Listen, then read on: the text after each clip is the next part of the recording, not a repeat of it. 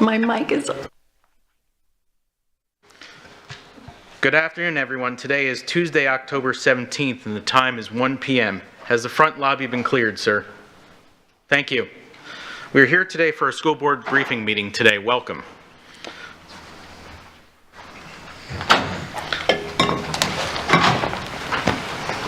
At this time, does the superintendent have any changes or any questions or comments in regards to the agenda? No changes, Mr. Chair. Thank you. We have 8 items today on the agenda. Per board protocol, each member should strive for 4 minutes for initial comment, 2 minutes for follow-up, for a total of 10 minutes. At this time, we're going to proceed to item B1, construction change order with Mr. Rickenbacker.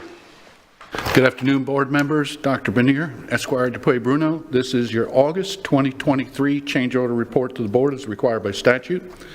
On the very first page, as you will see, we have direct material purchases in the amount of $2,504,318.56, with tax returned on tax savings to the district of $141,802.86.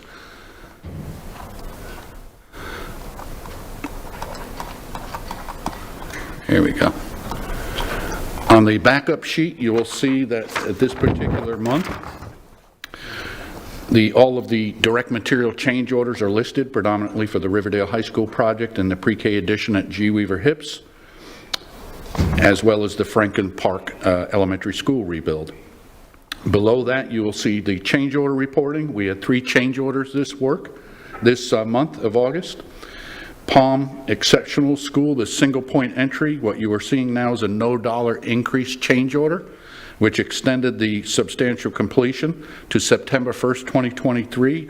I would like to give you a heads up that the next reporting for September, we'll be extending that to October 4th due to the long lead activities for the metal storefront system on that. We're having a hard time getting materials now through the marketplace, so we have extended it at no additional cost to the district.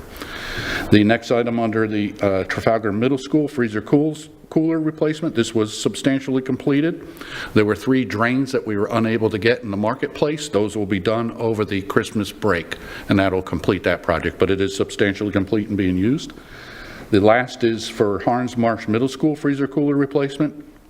We have met substantial completion, and that project is currently in the punch list phase.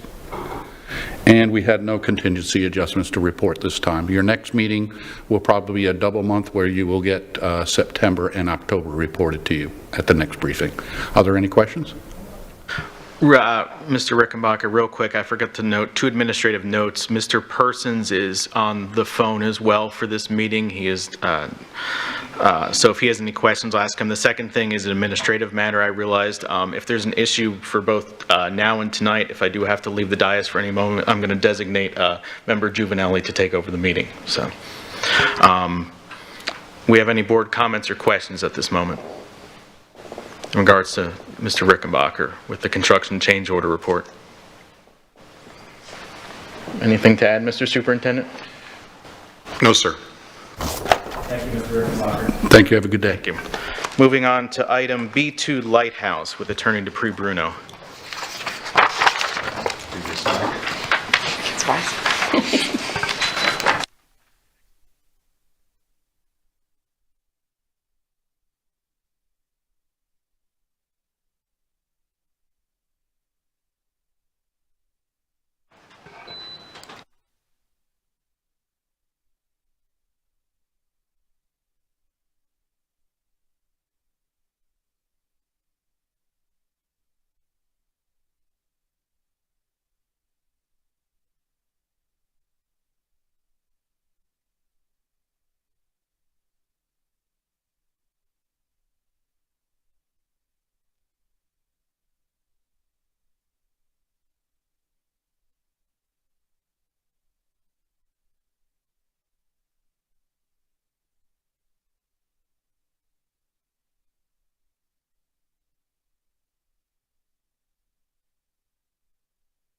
Thank you, Mr. Chairman. If you give us 10 more seconds to get situated, Of course, thank you. we will begin.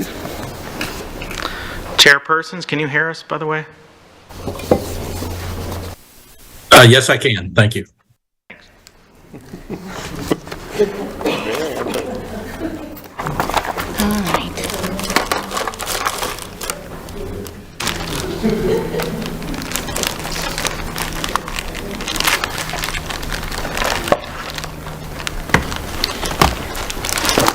Thank you for the time, board members, playing musical chairs today.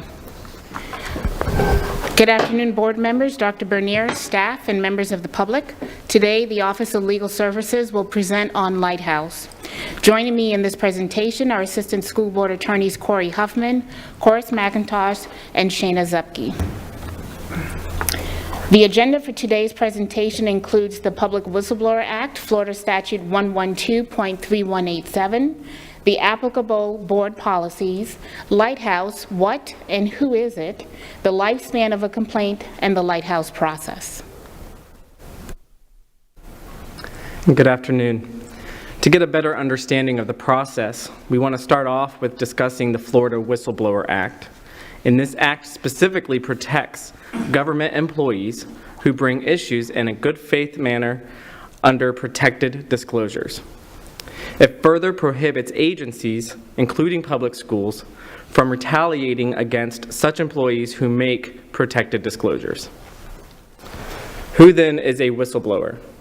The statute also gives us that definition of who is considered a whistleblower who is protected under this statute. It defines that a whistleblower is one who discloses protected information of their own volition in a written and signed complaint given to the appropriate authority, and that could include the person's direct supervisor within the district.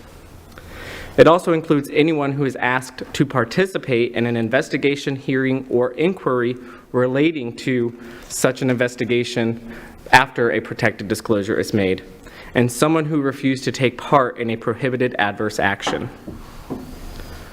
Once a protected disclosure is made by a whistleblower, it then protects that whistleblower from an agency retaliating against that person.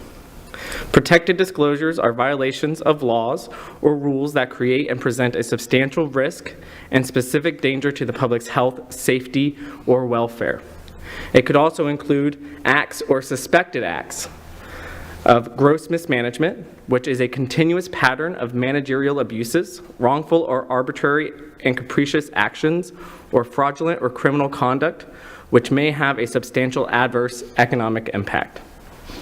It would include malfeasance and misfeasance. Malfeasance being the wrongful or unjust doing of some act which the doer had no right to perform, or which has stipulated by contract not to do so. Whereas misfeasance is not doing a lawful act in a proper manner or omitting to do it as it should have been done. Other protected disclosures would include disclosures relating to gross waste of public funds, such as waste, fraud, or abuse, suspected or actual Medicaid fraud or abuse, and gross neglect of duty by an officer. The act, as I mentioned earlier, prohibits then an agency acting in retaliation against that employee, and those retaliation efforts could look like dismissing, disciplining, or taking any other adverse personnel action against an employee who's made a disclosure, taking an adverse action that affects the rights or interest of a person in retaliation for the person's disclosure of information. That can look like placing the employee in a different office, location, or substandard position after they made a disclosure.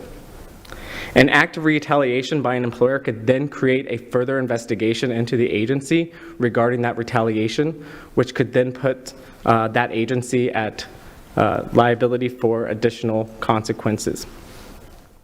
If there is a finding that there was retaliation against a whistleblower who made protected disclosures, those remedies could include, and those adverse actions for the agency who made those retaliating actions could include reinstatement of that employee, which would include being placed in the same position and include full fringe benefits and seniority rights as appropriate, includes compensation if appropriate for lost wages, benefits, or other lost remuneration caused by the adverse action, which would go all the way back to when that adverse action took place. So if an investigation took multiple years to conclude and that reinstatement is made, there could be compensation all the way back from the time that the investigation started years earlier, which could be a hefty fee for the district. Payment of reasonable costs, including attorney's fees, and the issuance of an injunction from the court. The school board The school board has implemented many policies that cover the expectations of the school board and state and federal regulations. Through these policies, the school board supports and endorses a speak up, listen up work culture. The bylaws under 0125 and the school board policies 1210.01, 3210.01, 4210.01, 6910, and 9100 provide definitions regarding the policies regarding ethics and the Whistleblower Act. These definitions provide information on who is considered a covered individual, self-reporting and mandated reporting, prohibited acts, and examples of institutional privileges for personal gain. The policies require an annual notice, training, and professional development to all district employees. As an expectation, the board requires all of its employees to be honest and ethical in their conduct and to comply with applicable state and federal law and board policies and administrative procedures. The Whistleblowers Act under Florida Statute 112.3187 is covered under School Board Policies 1211, 3211, and 4211. These policies outline the definitions of who is covered, what is considered a reportable offense, and what is protected. The purpose of these policies is to protect an employee making such a report from discipline, retaliation, or reprisal for making such reports, as long as the employee made a reasonable and good faith effort to determine the accuracy of the information reported. Any violation or suspected violation that creates a substantial or specific danger to the public's health, safety, and welfare should be reported. Furthermore, any act or suspected act of gross mismanagement, malfeasance, misfeasance, gross waste of public funds, Medicaid fraud or abuse, or gross neglect of duty must be reported. It is the duty of the employee who is aware of the conduct to bring this to the attention of their immediate supervisor. If the supervisor is not responsive, or it is their behavior that is being questioned, it should be reported to the superintendent. School Board Policies 6200, 7440.01, and 8701 provide the process for reporting suspected waste, fraud, or abuse.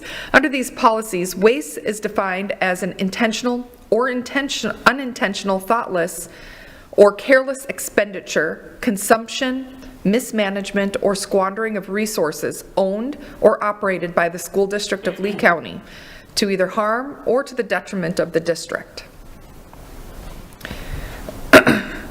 Fraud is the intentional deception perpetrated by an individual or entity by knowingly making a false statement of fact which results in the benefit to the individual or entity which causes detriment to the district.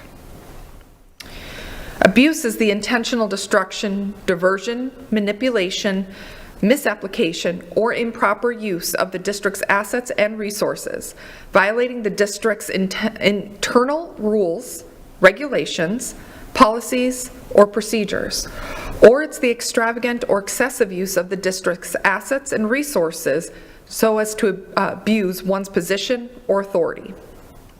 Employees may also seek the whistleblower protection with claims of waste, fraud, and abuse. They are considered a protected disclosure. All protected disclosures may be reported in accordance with board policy and through the district's reporting mechanism, Lighthouse. Thank you, Attorney Zupke.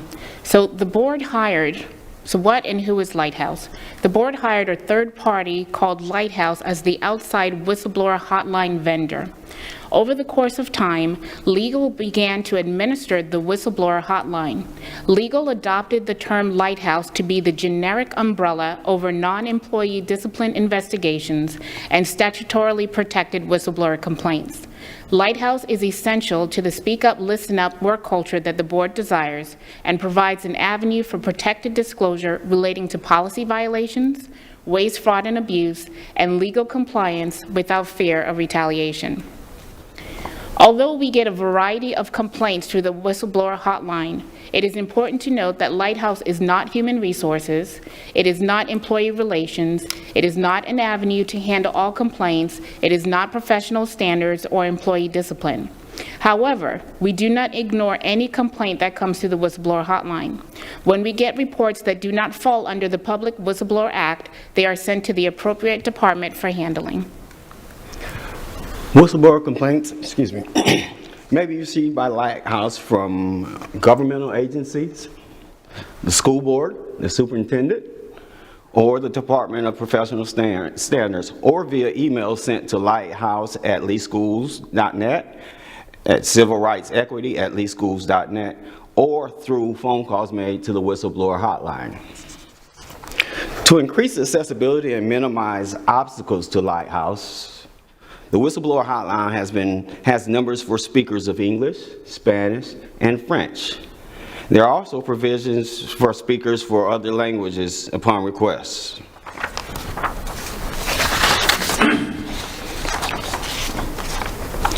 The school board has set forth a non-discrimination policy wherein there is no tolerance for discrimination based on race, color, ethnicity, national origin, sex, sexual orientation, or any other protected class of individuals under law. Whistleblower complaints involving a violation of this policy should be submitted on an equity complaint form that can be found at the website provided here.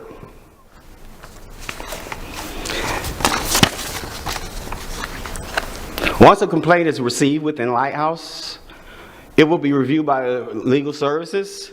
It will be reviewed for legal sufficiency prior to being referred to the appropriate department, investigator, or agency.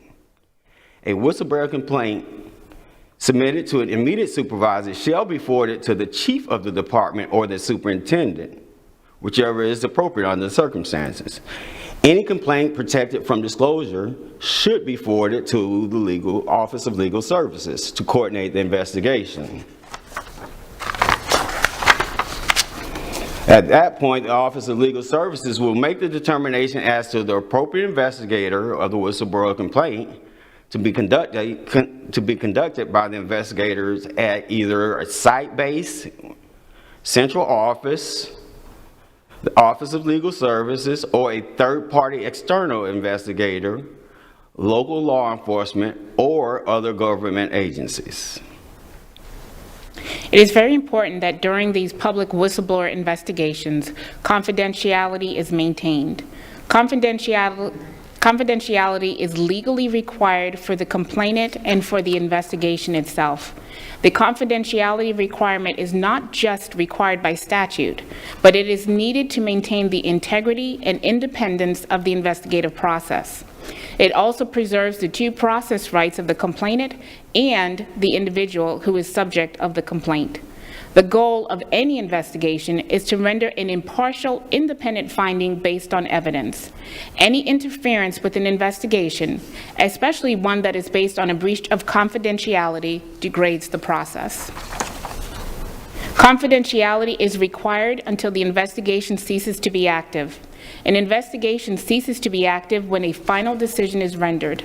It is very important to bear in mind that willfully and knowingly disclosing investigative information or records is in violation of the Public Whistleblower Act, and it is a misdemeanor in the first degree, which may render a sentence of imprisonment not exceeding 1 year and/or a fine of $1,000. District staff that would be responsible for conducting investigations have been advised of the following tips.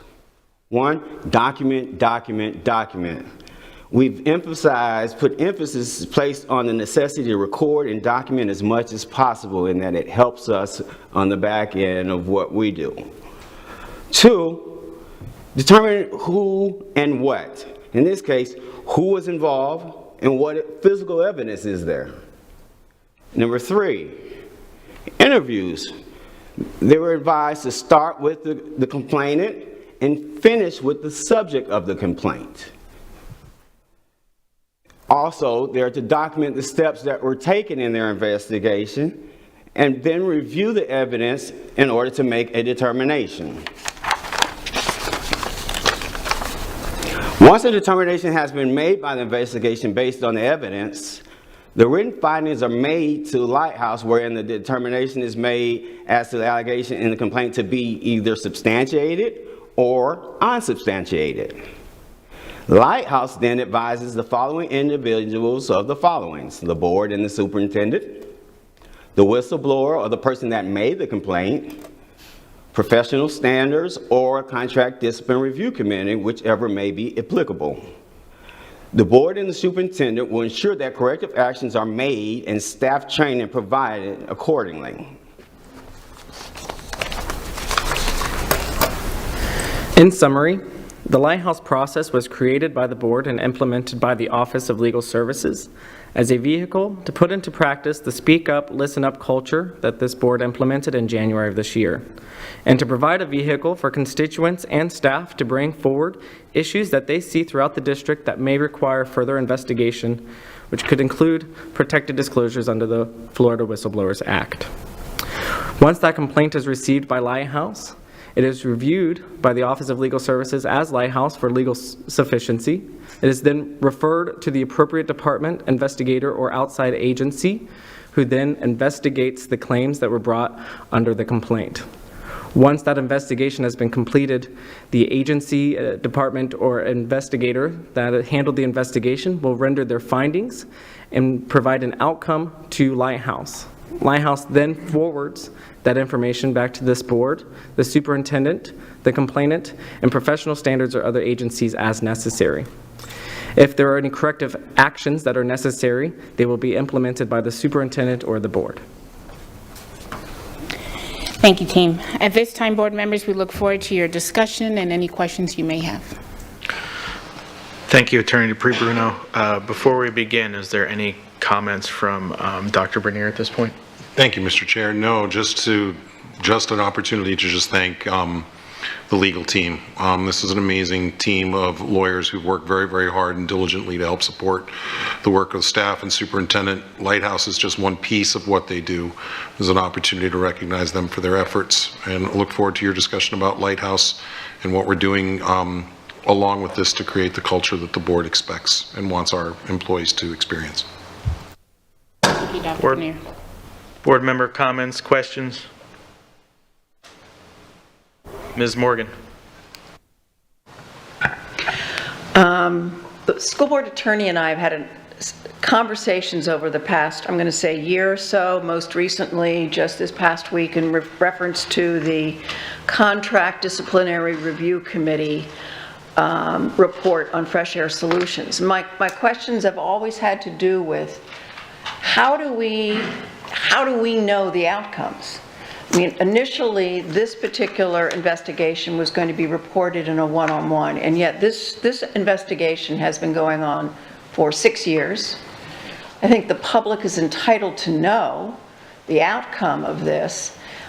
In talking to the school board attorney, we couldn't quite figure out a way that made sense to convey in a way what the outcomes are of various investigations, regardless of what the inquiry was, to whom it was directed, etc. But how do we know? We have no reporting mechanism at this point from the Office of Legal Services about anything that is really coming before them, unless they talk to us about it in a one-on-one. And I just don't see any transparency in the case where there have been public inquiries that have been investigated, that, you know, we're basically telling the public we're doing our job when it comes to allegations of waste, fraud, abuse, allegations of misconduct, ethical, professional, whatever. So I suggested to her when we talked about it, and I think Horace was on the call also, that I just bring it up to the board and say, do you all have an expectation that we would have some sort of reporting mechanism from the Office of Legal Services regarding investigations and outcomes and what should be made transparent to the public? So I just throw that out to you. Thank you. Ms. Giovanelli? Thank you, Ms. Morgan. That's a great point. I would be curious to know what other districts do in this same situation. I think that there's a lot to learn here. This was definitely a learning moment and a teachable moment. And, you know, we can do all this, but what is the outcome? What is the end game? And what is the plan? I think we do a lot of talking and very little action. And we are held accountable, and the community expects us to make decisions as a board and determine what we plan on doing with the information that we receive on any investigation. Thank you. Ms. Jordan? I don't believe that that every complaint that comes through needs to be spoken about up here, because a lot of times it can be dealt with and it really doesn't have, I just don't think that that's something that has to come before us at the dais here. I mean, we do get the information when we're speaking on the one-on-ones, but I guess when you come to, like, for instance, this one particular case that Ms. Morgan was speaking about, that has been an ongoing conversation at the dais. So with regards to that one, I believe that when we do come to a solution or to clarify what is taking place, that probably should come here, so that way it can be told that it has been resolved, so that people do know and we can move on with whatever we need to do. Ms. Morgan? Yeah, I'm not saying that we need to discuss it at the board table. I'm saying that as a board, we have an obligation. If there are trends, if there are things happening that are coming in through Lighthouse and being delegated out to staff, unless the superintendent, at this point, unless the superintendent tells us he's taking action with respect to complaints received, we would have no way of knowing. So are we doing our duty? And then the other thing has to do with in the past, we've had a number of ethics complaints that have gone to various either state or federal agencies. Now, in some cases, we don't know the outcomes, but in other cases, we do. And again, I'm not saying that I'm not asking that these be put up for discussion at the dais. I'm just saying that we need to know what kinds of allegations are being made, so that as an oversight board, we are asking appropriate questions either of ourselves or the superintendent. That's really where I'm coming from. Mr. Superintendent? Oh, sorry. Not sure exactly where to weigh in here, but I'm going to do my very best. There are Lighthouse complaints that move directly because they're school-based related or employee related, that move directly from the Lighthouse complaint directly to me. I then do assign them to staff to do the investigation.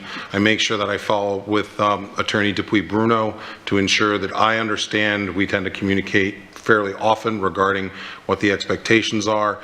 I certainly can start adding stuff to my one-on-one for every Lighthouse complaint that I get, but I do believe there are some times, and I would have to defer to legal counsel, especially in the area of vendors, but also in terms of employees. There is some point until we reach a conclusion that we have the responsibility to protect the individual. But I would defer to legal counsel, because that's who I go to when I have this question, when I get a particular case. Thank you, Mr. Chairman.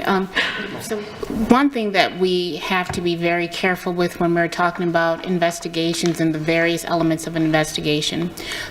I'll just use the example that Mrs. Morgan used, which was a contractor, we call it the CDRC, the Contractor Discipline Review Team Committee. That is something that relates to, is an outpouring of an investigation. So think of it more as professional standards. I think we have to be very careful when we're dealing with the CDRC or professional standards and having those discussions on the dais, because that does expose us to additional liability and legal exposure. For example, if a complaint was made by a staff regarding a vendor. It went through the CDRC, and they found that the vendor actually did something that was incorrect, and we have that conversation on the dais, that will be very problematic, exposing us to legal liability in terms of reputation of the vendor, as well as a name-clearing hearing may be requested. Same thing for an employee. You don't want to have those discussions on the dais either. However, with that said, general investigations that have reached the point that it's a large concerning investigation to the public, and that the board is well aware and the board authorized that, I can understand why the board may want to have some type of report made back to the board, because this is something that's definitely in the public interest and the public is aware. And then as well, what steps have been taken as a result of that investigation. I think that would be important as well. We get so many different levels of complaints.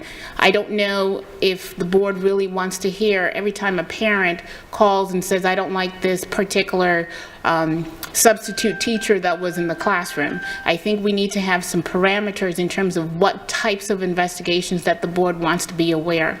Every month, the board is provided with the number of Lighthouse complaints that were generated the month before. It does have the, whether it was an HR complaint, whether or not it was an ethics complaint or a fraud complaint. And then now in our one-on-ones, we are also advising the board if we're seeing trends. The process, again, it's really up to, who is investigating. I know if it's going to be something that is now done by the administration, we actually have an outcome form that we have asked be completed, because we may be audited in terms of our Lighthouse process and the complaints. So we have that. We'd be willing to share those with the board, but we need to narrow in terms of what the expectation is for disclosure.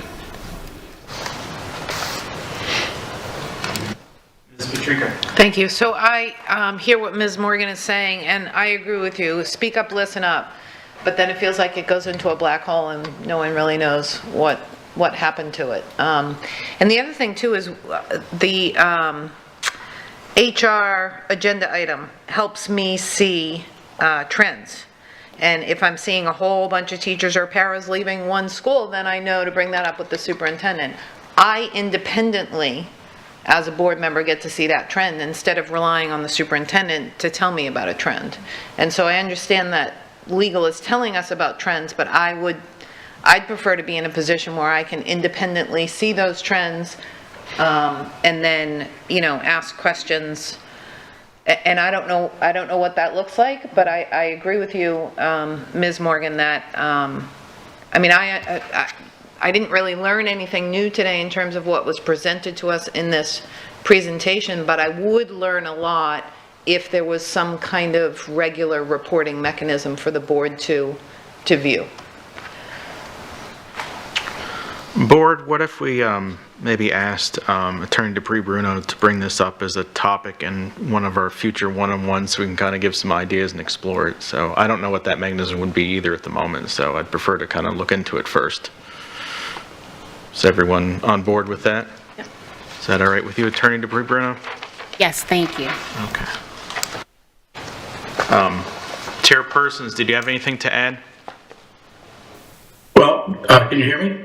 Yes, sir. Absolutely. Okay, thank you.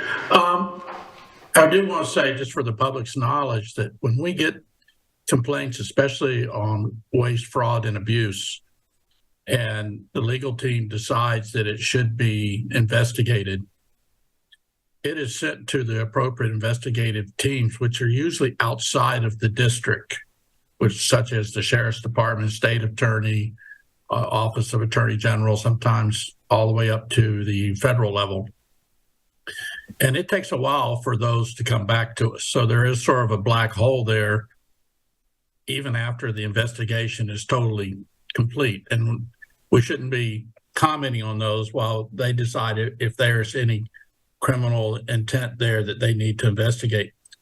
But in the meantime, I do want the public to know that when we see something brought to us, we take almost immediate action to figure out how did that happen and how can we keep that from happening in the future, not in the future, but the next day even. I mean, we make adjustments almost immediately throughout the district when something like that happens. So well before we get the results, we usually are able to stop anything like that from happening again. And it's the same thing on the audit findings. As soon as they find something, they usually make recommendations and we try to do it immediately. So it is a long process, and it's that time period between when the investigation, our investigation is finished, and if we send it forward, really can drag out until we get a result back, even if a lot of times they take forever to tell us that they're not going to investigate. But that's all I had to add. Thank you, Chair. Any other board comments or questions? Go ahead, Ms. Patrica, followed by Ms. Juvenelli. I did actually have two questions. Slide 21, please.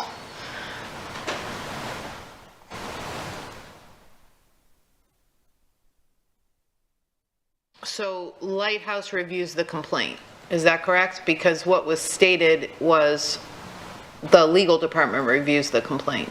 So I will again explain. Lighthouse was the original vendor that the board hired to be the whistleblower vendor, right, to manage the hotline. A complaint is received by them, they process the complaint, they take all of the information, and then they categorize it in terms of what they feel is the potential violation, fraud or ethics or HR issue, whatever it is. And then they forward that to our database that we manage.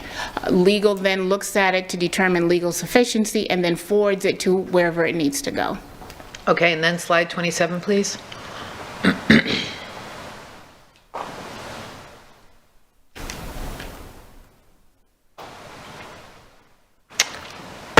I can't remember what my question was on this, but I'm sure it will come back to me. All I wrote down was slide 21 and slide 27. It'll come back to me. Ms. Juvenelli? Okay, I think that's where it was the same question. So the second, I'm sorry to interrupt, the second box should be review by legal for legal sufficiency. So as we indicated, we've adopted that term Lighthouse as a generic umbrella for anything that deals with whistleblower complaint or investigation. So we just call it Lighthouse. Even though there is a Lighthouse that controls the whistleblower hotline, legal has adopted the term Lighthouse. That's confusing to me. If we could refer to legal as legal, that would help me to understand the various roles. So for the past vendor versus what legal does versus what the vendor does. So the vendor just takes the report and sends it off to us. For the longest time, we've been using that term Lighthouse. We have an email address that is Lighthouse. Staff is known to it, is used to the word Lighthouse. We've trained the cabinet about it. I mean, that's the word that we've always used is Lighthouse. Okay, thank you. Okay. So I think what you're saying about regarding Lighthouse is more like intake. They're the intake. They take it in, document that, accountability to it, assign it to a whatever, and then they give it to legal. And then y'all make a determination where it goes from that point. Not Lighthouse any longer. Correct. And all they are is an intake. I want to be very clear. The vendor, Lighthouse, is just the whistleblower hotline. So that's only the information that's coming that way. However, we also receive complaints from other departments. We receive complaints from outside of the organization. We receive complaints from federal and state agencies. Any of those complaints, any of that process that's investigative, that's what legal refers to as Lighthouse. The whistleblower hotline is just one portion of that process. Okay.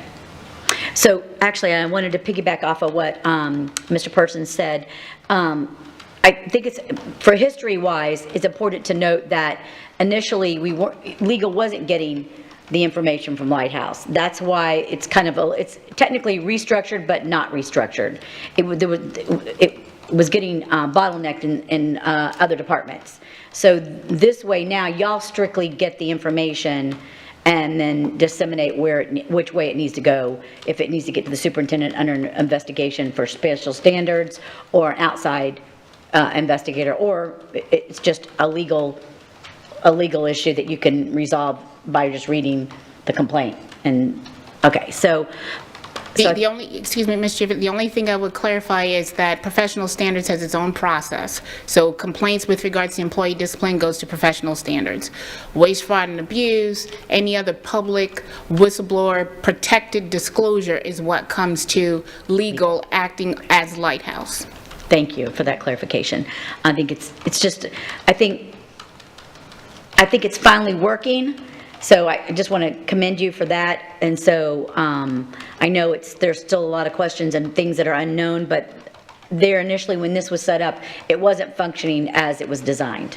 And I think that's important that we're trying to now, for it to be a well-oiled machine. So, and then where things go from this point once it's taken into the district and we understand the complaint.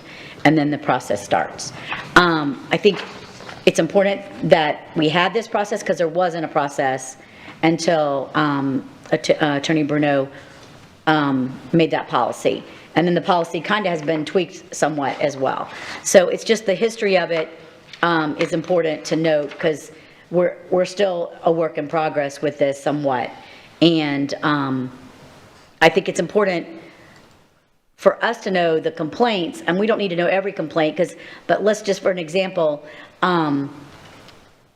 we get complaints regarding they don't like their lunches that they're receiving at one certain school. And let's say there's several complaints about the lunches at that school. And I'm just using this as a hypothetical, complaint. So the complaint comes in regarding the lunches at the school and they're cold all the time. And so now what we would like to know is, okay, now the lunch, we've identified that yes, there was something wrong, whatever, and now the lunches are all warm. So, I mean, that's what I think we're trying to understand is what happens with the information that's the complaint that's received, and it was founded that the lunches were all cold, and now they're all warm. You know what I'm saying?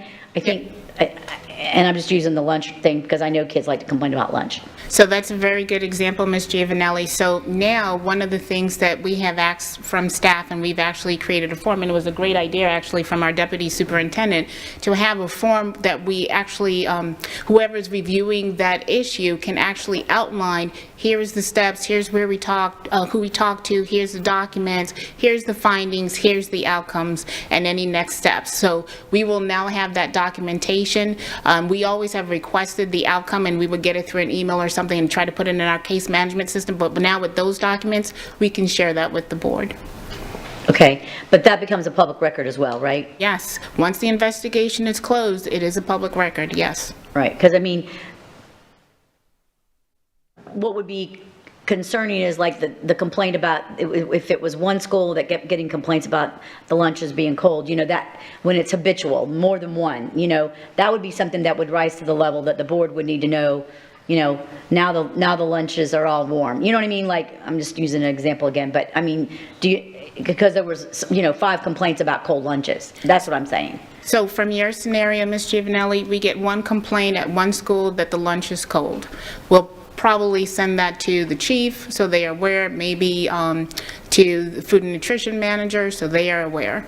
We get and they normally will communicate with the site, the school. Then we get another complaint, maybe a third complaint. By the time we're getting a fourth or fifth or sixth complaint, at this point it's elevated, superintendent is aware, he's bringing in more people to really figure out what's going on, delving deeper. So that's usually what the process is. If we continue, now we're at 15, 20, 25 complaints, at this point we may take it outside and say, okay, what's going on? And another thing that's very important, I think, for the board to know is because legal is involved, legal is not only receiving the complaints that are coming in, processing them so they're going to the right individuals. We are also, if it's going outside to a governmental agency, or if it is a governmental agency that's looking into something, or if it's going to an external investigator, we are the contact, the main conduit for whatever that information is to make sure that they get what they need for their investigation and then close it out. That's part of the process. And then certainly, it's one of our steps is to make sure that the board is aware, superintendent is aware, so that you can take any corrective action or any training that may be required. Sometimes it's training that is required. Right. Thank you. Ms. Jordan?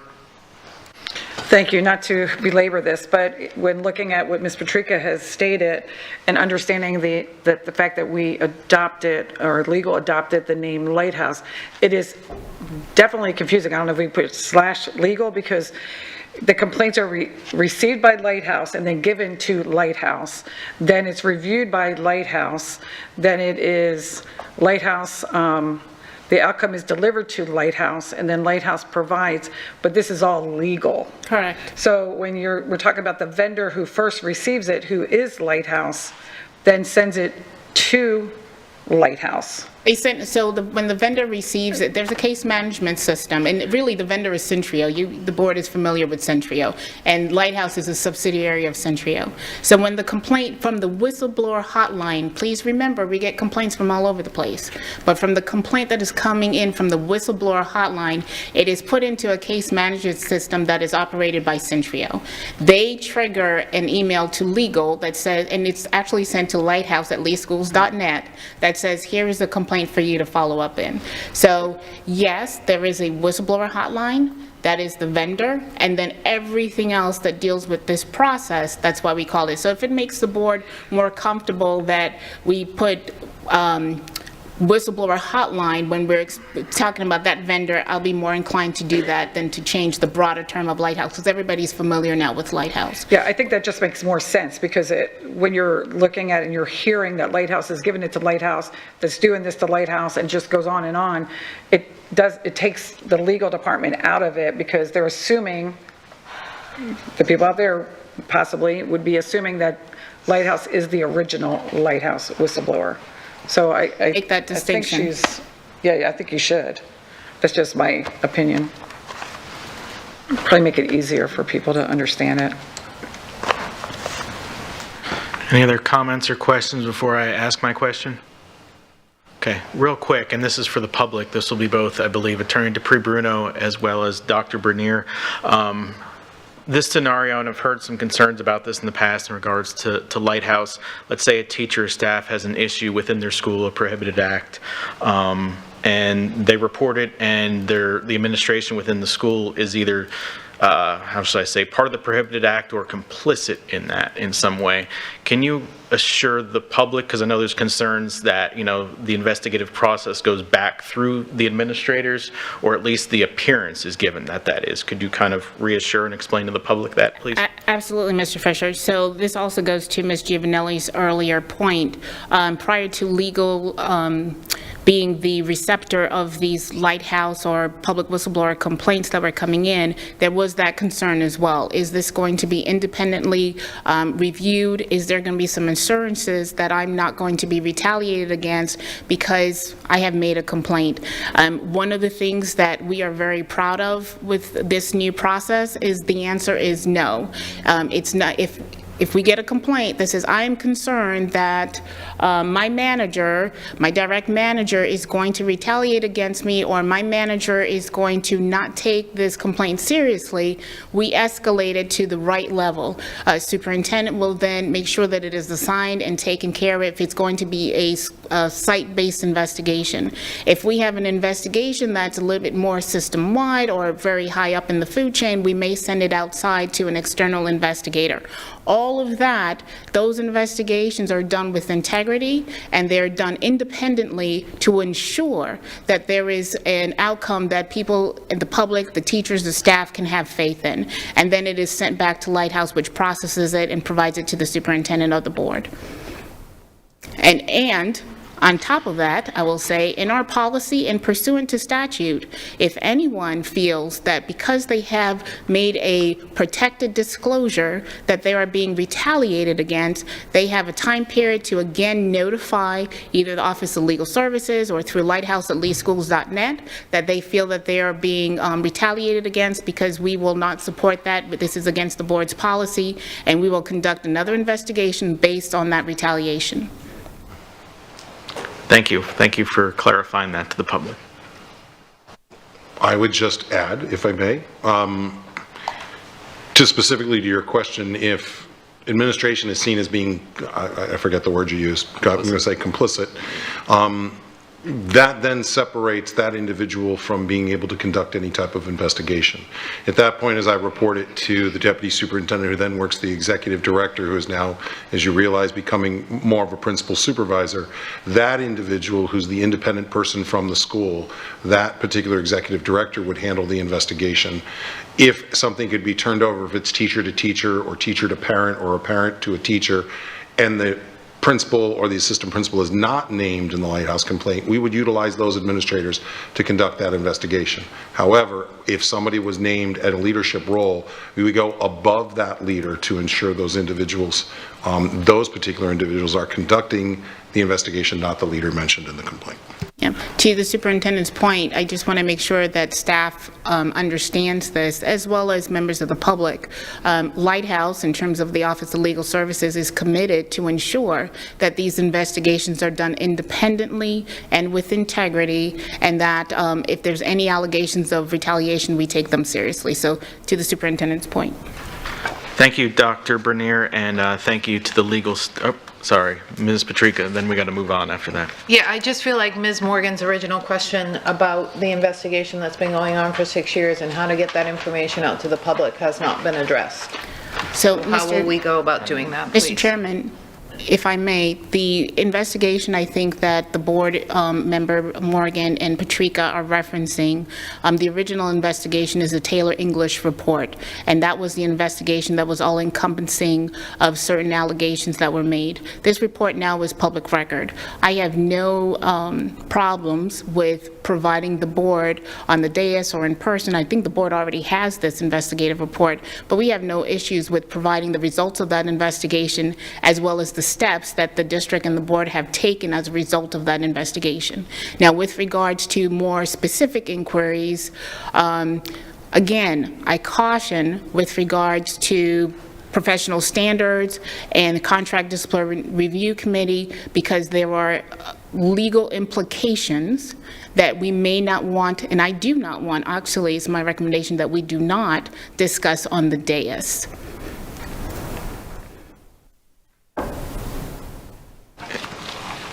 May I jump in for a second, Ms. Patrica? And that's why I was asking all the board before that I'd like this addressed in a one-on-one topic before we get it out here in the dais to go through and to give suggestions and ideas.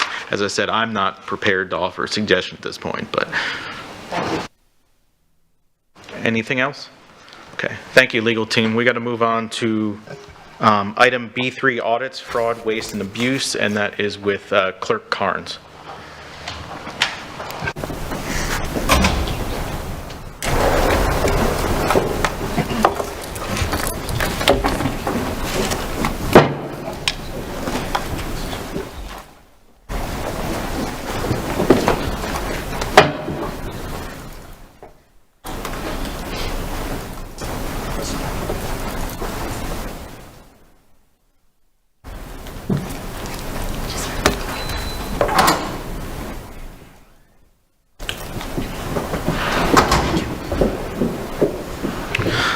Welcome, Clerk Carnes. I appreciate you being here. I know the board does. Whenever you're ready, please feel free to proceed. Thank you, Mr. Vice Chair. Thank you, Dr. Bernier and Superintendent Kathy Bruno. I was going to call her Superintendent. And fellow board members, thank you for your time and attention today. Before we get started with the presentation, I would like to recognize a few members of my staff over on your right. I have my executive assistant, chief administrative officer, and two of my deputy inspector general officers here to support today's presentation, and they all had a piece in putting together the presentation today. So thank you all for coming today. I'm here to talk about audits, fraud, waste, and abuse. Clerk Carnes, real quick, is his mic? Do I need to start over? I can do that pretty quickly. Thank you, Mr. Vice Chair, for that reminder. Superintendent, Ms. Kathy Bruno, fellow board members, thank you for your time and attention today. My staff is amazing. They helped me put together this presentation today. We're here to talk about audits, fraud, waste, and abuse. And you all may be asking yourself, didn't we already have this conversation one time? And why are you back in front of me? And it's because I consider myself an engaged member of this society of the Lee County, and I listen to your board meetings. And I hear a lot about the words audit and transparency and what local governments can do to ensure that we're doing the right things by the people who put us in these seats. And so I received your Auditor General report not too long ago, and I read that document. And I'm here just to have a conversation with you all. I want today to be somewhat educational, just like your board attorney did, walking you through some of those elements. And then in the presentation with a concept that I would like this board to consider the starting point. I'm not here to tell the board what to do. I'm just here as a friendly point of guidance and information. So with that said, we'll get started with the presentation. I have 2 points where I stop, where you can just ask me questions, because I am going to go over a lot of nuanced details in the presentation, but I think it's important not just for this board to understand, but also for our community to understand. So we're going to talk very, very briefly about the audit consultation project, which is what brought me here the first time we talked about your workshop and the idea that we had on a partnership together. I'm going to talk about the audit universe and specifically my role as county auditor and the 2 types of auditors and the 3 statutory definitions of audits, which your board attorney quickly went over. And then we'll go over that, that concept that I would like for you all to think about. So the partnership opportunity, you've already seen most of this information. I'm not going to read from that slide, but we agreed as 2 entities to have a audit consultation project where my Inspector General's department would come and do an internal audit of your internal audit, if that makes sense. And it was just a partnership to kind of come in and dot some I's and cross some T's. That was scheduled to begin at some point in 2024 as part of our annual audit plan. That doesn't mean that the IG, the Inspector General Department, is not working on it, but they have their processes in place, so it'll officially kick off at some point in 2022 as part of the audit plan. And we did that at no cost to this board. It was really just a partnership to make sure that we're all doing the great things in the world of audits. But today's presentation is in no way, shape, or form an impact on that. I'm not here to ask for a vote. I'm not here to ask for an opinion. I'm here just to share information and share ideas. So as county auditor, Chapter 11 Florida statutes kind of controls that, and Chapter 11 is given its authority from the Constitution. To go on a history lesson, just because we're in a school board building, the Florida Constitution gives the office of clerk 5 individual responsibilities. One of them is county auditor, and we are able to do fraud, waste, and abuse investigations and on top of internal audits. But to be clear, that are 2 different functions within my Inspector General. So when you talk about internal audit functions, you're not necessarily talking about fraud, waste, and abuse investigations.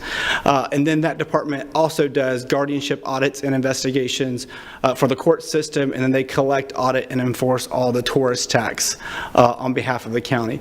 But we're really here to talk about the first 2 bullets, internal audits and fraud, waste, and abuse investigations. And you'll see that I have 2 different seals on the screen here. The bottom left is my normal office seal, which is very similar to your seal, where it's a very nondescript seal. And then I have one specific to my Inspector General, and that's just to make sure that they have a little bit more of a buffer of independence and objectivity to carry out their functions, because I think I said in my first presentation, audits are supposed to be very independent, very objective, very risk-based, and value-added. And so I want to make sure that that's given the separation that it deserves. So I'm certainly not going to read this. You can read it at your leisure for bedtime story. But there are 2 separate sections of statute in Chapter 136 that give the county auditor a little bit more authority in our capacity of internal auditors. And you can see that 136.01 and 136.08 specifically grant the county auditor access to the funds of the school board and give them the ability to inspect and examine those bank accounts. You'll hear more on that later, but I want to make sure that this board knew about this particular statute. It was, from my research, passed by the legislature in 1997, so it's been around for a long time. The county auditor function has been heavily litigated in the courts. The most famous case is Alachua v. Powers. And that particular case outlined the clerk's authority and responsibility to examine the records and accounts of constitutional officers, and that was decided by the Supreme Court back in, I think, 1977. So these are governing authorities that have existed for decades, and that I'm working with my Inspector General's department to support this community in a new and different way. So just a sneak peek of our Inspector General's department. I showed this as a comparison because although we live in separate worlds, my function and your function are relatively the same in the sense that we support governing boards. We have similar portfolios in the amount of $2 billion. We both have internal audit functions. We both have legal departments. So there's a lot of crossover. But I just wanted to give you a sneak peek at what my office has in regards to Inspector General, so you can use that for your consideration when building your own internal audit function if you choose to move in that direction. So just for that department, it's about $1.36 million is the annual budget of that department, and that's less than 1% of the county's portfolio, so it's a very small footprint for the taxpayers. It has 2 positions with 2 units with 10 positions, and we have 4 certified investigators that do fraud, waste, and abuse investigations. Really, the 2 different shops were, like as I said before, internal audit and fraud, waste, and abuse, each of those units led by the 2 individuals in about the 4th or 5th row over there. And then we are working to expand that unit in a very methodical way. We want to make sure as the county is growing and their portfolio expands and that they get money from state and federal entities, that the internal audit function keeps pace with that. And so we actually have just recently posted a new contract auditor position in October of this year to make sure that we keep the risk at the same level. So as the county is growing, we are keeping pace with that so the risk level stays at an equilibrium. And so overview of audits, I'm going to get into the minutia here a little bit and try not to get too much on a grandstanding. But there are 3 different types of audits in Florida statute. There is a financial audit, an operational audit, and a performance audit. And why I think that's important is because I've been watching your school board meetings time and time again, and I've heard the word forensic audit mentioned a lot in our community. And I want to take this moment to tell everybody at home or everybody in our community that a forensic audit is not defined in Florida statute. I had a great conversation with your board attorney about this particular line, and there is such thing as a forensic accounting, but that's really just used in the legal system. It's really not a real concept in the world of audits. And so when people, I put this slide together in the interest of if we're going to talk about audits, because I think it's an important component of our community and important in our lines of work. If we're going to talk about the world of audits, we need to be talking about the same language. We need to be talking about the same words and understand that that's our starting point, and then we can work together on what it means. So financial, operational, and performance are the 3 types of audits that audits do, and they're designed to be risk-based. They're really just saying this is the world of risk, and you kind of focus on how to add value to the entities that do their job. And so really we're a support mechanism. And so you come into a business unit as an external set of eyes and kind of do one of these 3 audits and give them recommendations for them to consider implementing. They have the ability to implement them based upon your recommendations or accept that risk and say, this is what we have to do right now. But at least you've got that third-party perspective that has no skin in the game.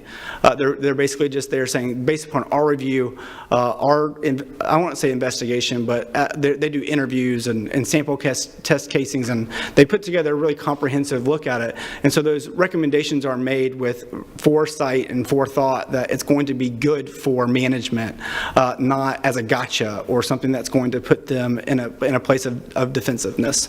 And so over on the right there, you can see what an internal audit department typically does. And they're reviewing internal control systems and policies and procedures, and they're doing a whole bunch of stuff just as an external set of eyes. And why that's important is I've heard that there's some confusion about what an internal auditor does and an external auditor. And because I've heard people in local governments say, we're audited all over the place. We're audited by everybody, and including the clerk's office. We are also audited. But I wanted to make sure that the scope of what we're talking about with an internal auditor and an external auditor is made very clear, because they do two very different things. So audits are supported by two different auditors. There's an internal audit and an external auditor. Audits provide an assurance. That's a very key word. It's not a guarantee. Auditors go in to do their work, and they come out with a reasonable assurance based upon what they saw that you have some recommendations to consider. That's not a guarantee that everything was working as it was supposed to be. And so there's always, in my opinion, I put this because I believe this in my core, there is always room for an improvement, even with the recommendations made by an internal or external auditor. So I'm quickly going to go over this Venn diagram because there are some overlap. But internal audits are performed by an internal auditor, which is technically the person they report to is usually an agency head of sorts. They are voluntarily scheduled by management, and so you get a chance to look at that and go through a process of saying, this is when we're going to start this work, this is who's going to be involved. There's a high level of involvement with that. And then they're going in to look at your internal controls and make recommendations on how to strengthen those internal controls. An external auditor is performed by an independent accounting firm. They really try to focus on your annual financial statements, and they're making sure that you're following generally accepted accounting principles, and they're required by statute. Everybody in local government is required to have an external auditor, and it's involuntary. You have to have an auditor. They have to come in and do their work. They have to issue an opinion statement. And this is another slide that kind of breaks down that Venn diagram in a more detailed fashion, but I've highlighted the items in red that I think drive home the point of the differences between an internal auditor and an external auditor. And so internal audit, think policies, procedures, compliance, maybe some fraud, waste, and abuse. And I'm going to go to the other side of the slide. Think about an external auditor as your annual financial statements, and they're not designed to look for the same things as an internal auditor. It's very rare that an external auditor will actually find anything of fraud, waste, and abuse. Doesn't mean that they can't, because they're still going to be doing their work, but it's more likely to be found as an internal auditor. Going to that second section, internal auditors perform performance audits. And so remember those three types: operational, financial, performance. The performance and operational are what an internal auditor does. And I'm not going to repeat that it's a policy procedure driven. On the other side, you can see that it's a materiality standard. That's a very specific term in the world of audits. But you can see that bolded section that external auditors conduct financial audits. And so really, internal auditors can do financial audits, but more likely they're going to leave that to an external auditor because that's what they do. That's their day-to-day business. And vice versa. An external auditor will look at your policies, procedures, and training practices, but on a smaller level than what an internal auditor do, because they support each other. And last but not least, the operational audits are laws, policies. I call those compliance-related matters. They're coming in to make sure that you're doing what your laws say that you should, whereas external auditors and single audits are looking at the federal funds that you received. And just because an external auditor does a single audit and gives you no comments does not necessarily mean that you have no guarantee of any misdeeds. External auditors are really doing randomized sampling. They're really only looking at around 40 to 50% of the transactions. And so that's another area where I go 40 to 60% of transactions are not being looked at by an external auditor. And so I hope this brings some perspective that when you say, yes, we're audited, that is an accurate statement. And these individuals are professionals and they are very good at their jobs. They're going to come in with a reasonable assurance that what they looked at and provide you some opinions. But that doesn't mean we can't do better as leaders of organizations and go, okay, what else can we do to ensure transparency and promote strong internal controls and train our staff to do the right thing. I'm not going to get too much into the fraud, waste, and abuse investigations because your board attorney just went over that. But for us specifically as the county auditor, when we do this function, we have 10 days to determine if the statutory deadline, so when someone makes a complaint, that 10-day period is where a certified Inspector General is doing that review to make sure that the fraud, waste, and abuse determination is made. Historically, it's pretty difficult to meet the statutory definition of a fraud, waste, and abuse. But if it's a yes, the complaint is launched and they will do their work to make sure the investigation is performed. And if the answer is no, the complaint is closed and then management is able to use that information as they like. And it's important to know that investigations operate differently than internal audits and financial audits, whereas all information is confidential and then it's complete independence. And so when someone calls into the Inspector General hotline, there is no referral, there is no collaboration, so to speak. The internal or the Inspector General has sole independence to do that investigation pursuant to their rules, laws, regulations, and accreditation standards. And when we do an investigation at the clerk's office and it does meet the statutory definition of fraud, waste, and abuse, there are 3 likely outcomes: substantiated, not substantiated, and unfounded. And then we put that information on our website. You can go to the clerk's website and look at the full report of how the Inspector General operated that specific investigation, and then they make a conclusion at the end of that. So I want to stop there. I went over a lot of information in a short amount of time. Does any of the board have any questions or comments for me at this point? Board members, questions, comments? Okay. Oh, Ms. Juvenelli.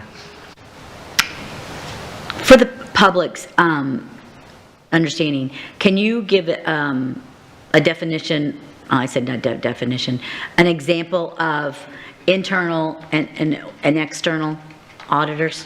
Like an example, like we have RSM, they're considered. RSM right now is is a contracted vendor for you that does some compliance related audit, so operational, but I come to understand you also have an internal audit function underneath the purview of the superintendent. I believe 3 or 4 positions in that department. But those individuals, RSM, and the positions that report underneath the superintendent are likely doing your, when I go back to the 3 different types of audits, they are more than likely doing operational and performance related audits, where your external auditor, and I don't know who you have as an external auditor, we have Clifton Allen Larson at the county level, and they come in and do our external audits. And really, they're taking your financial statements that you prepare every single year, doing random samplings for the transactions that you made throughout that year, and then testing against it to make sure that you're not falsifying your financial statements. So my other question, the state does an audit on us. Would that be considered external? Right. It would depend, because you probably have an auditor general at the state level and probably an auditor general at the federal level. My whole point is that anybody in the world of audits can do all 3. They kind of support each other as a network. They will divide and conquer, but I would go out on a limb and I would defer probably to the superintendent. He's probably well versed in this than I am, but I would probably think that the state auditor general or the federal auditor general would probably do a combination of all 3 depending on what they were looking at. Thank you. If I can reply, thank you for giving me more credit than I deserved, Clerk Carnes.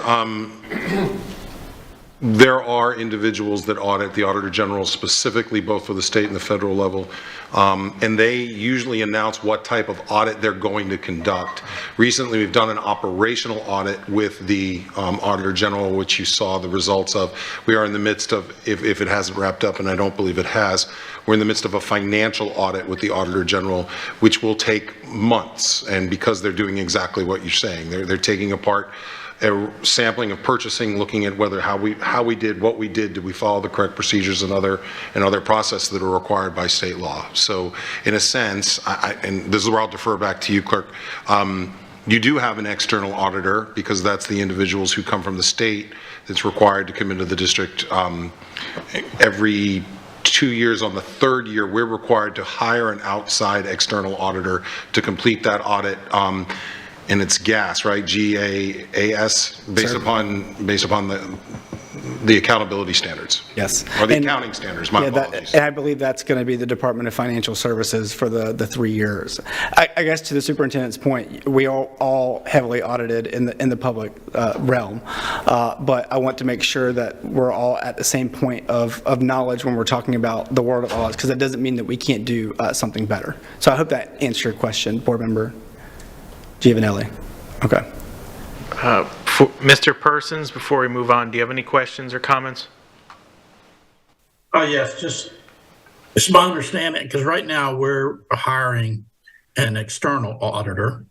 They're putting in bids to do our financials for the 2 years in between the every third year that the state does it.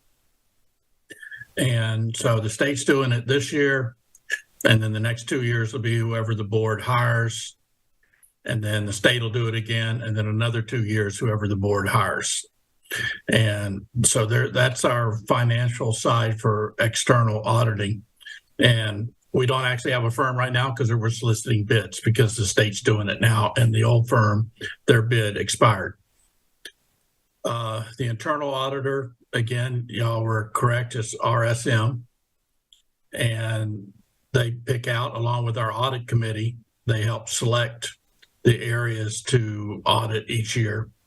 And the internal auditor, I know we're working on that right now, possibly moving it out from under the superintendent and putting that positions or those positions under the board, because that was recommended by the state. So that's just my understanding where we're at right now, as far as having, the financial auditors, the external auditors, and the operations and on the side for the internal auditors. So that's all. I just wanted to sort of make sure we're all on the same page on that. Thank you. If there's anyone else, if not, proceed. Clerk Carnes. Thank you, Mr. Vice Chair. And so before I get started at this particular slide, I want to underscore the bottom section of this slide, that this is a concept for the board's consideration. I respect the independent decision-making powers that this board has. This is not for a specific ask for today. This is really just a concept for your consideration. And so I gotta just, we're going to walk you through this concept, and then you can decide whether it's valuable to you all or not. So I kind of did an organizational chart in the world where the superintendent's office would be an elected position. So this is all under the concept that we all report to the citizens as public servants. And then in the world of audits, to consider a multi-layered strategy. And I'll walk you through that in just a second. But the school board attorney, and the superintendent are providing oversight to the operations, and then you have a variety of options in the world of audits to give you a multi-leveled approach to that. And so when you look at this chart, you'll notice that the Lee County Clerk's Office is on here as a potential option for you all if we move in that direction. But the table on the left side of the screen is probably a little easier to see than the organizational chart. But your internal auditor would do your performance and compliance audits. Your external auditor will focus on your financial statements.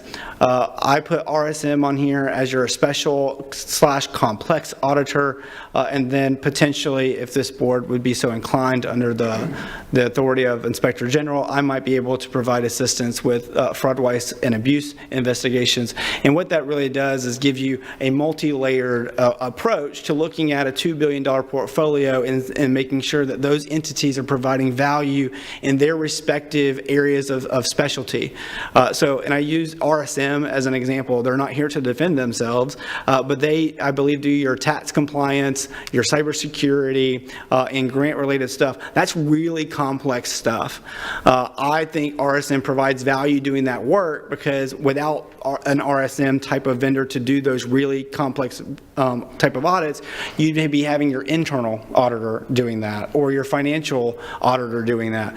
And so that's something for you all to consider, but I do think there's some space for RSM to continue their work in allowing the internal auditor, in this sense, the position that would hopefully report to this board later on, to focus on the operational and performance types audits. So they're not really in the weeds about the cybersecurity and tax compliance issues and things like that. Not to say that you couldn't do that when you're doing your annual risk plan and wanting an additional set of eyes on something that's important, but I think if you were to separate this a tiny bit more, I think you'd, for lack of a better word, get more bang for your buck with having individual sets of eyes on it. So this is what my recommendations are. I struggle with the word recommendation because this is your decision to make, but I really put this together in the sense of making sure that this board has proper checks and balances in place before the election.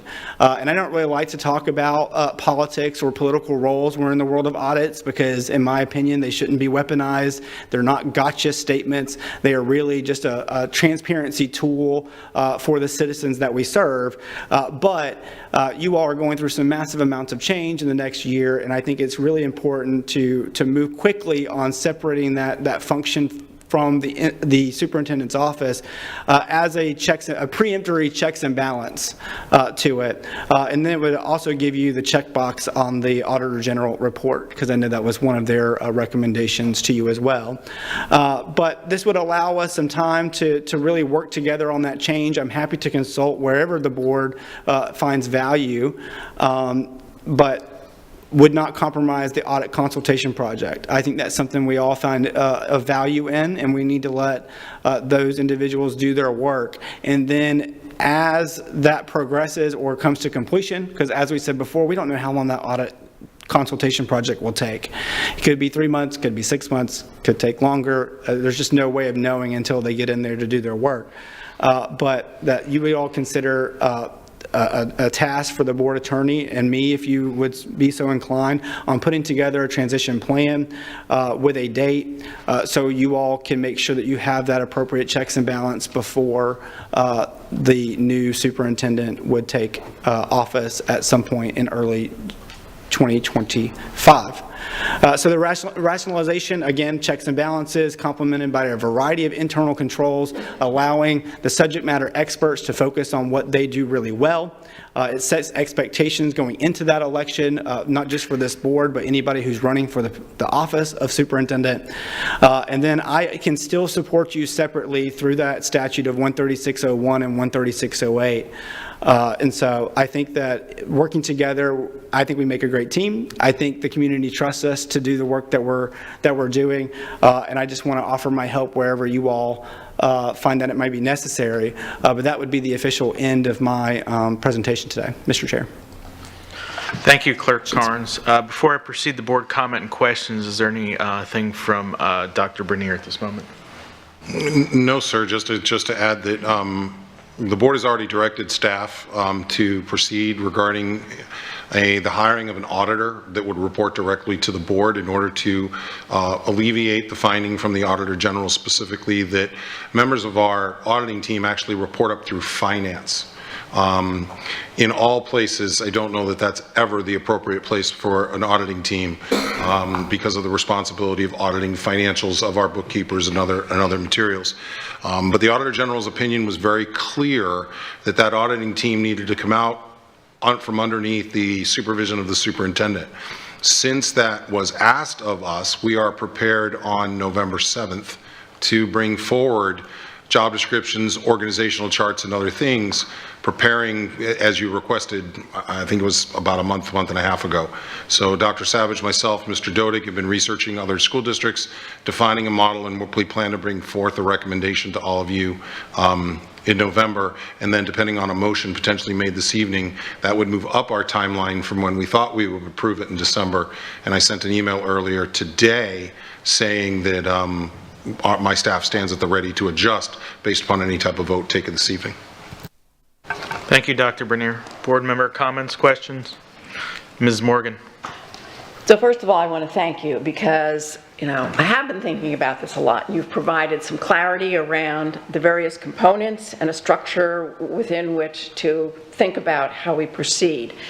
And then I would say, with respect to the superintendent, I think you're absolutely right. We need time to think about job descriptions and then, you know, how that would work into a potential org chart or whatever for this particular function. So yeah, this has been terrific asset for me personally to have you here and provide your presentation. So thank you, and thank you all for being here. Ms. Patrica. Thank you for being here. The explanations were fantastic. I think I remember now why I wanted slide 27, because I knew what your last slide said, and I wanted to see where the clerk of courts would fit on slide 27. Is there a way that we can pull up slide 27 so that slide 27 from legal's presentation so that You probably shouldn't trust me with this computer, like, because I will play if y'all trust me to figure it out. But I don't know which one. She's running up, yeah? Okay, she's like, stop touching things. She coming, are you trusting me? Because I think it's this one. Nope, wrong one. See, that's... It's the one actually just above that. Yeah. It says 2023 1017 Lighthouse. Oh, my... Right.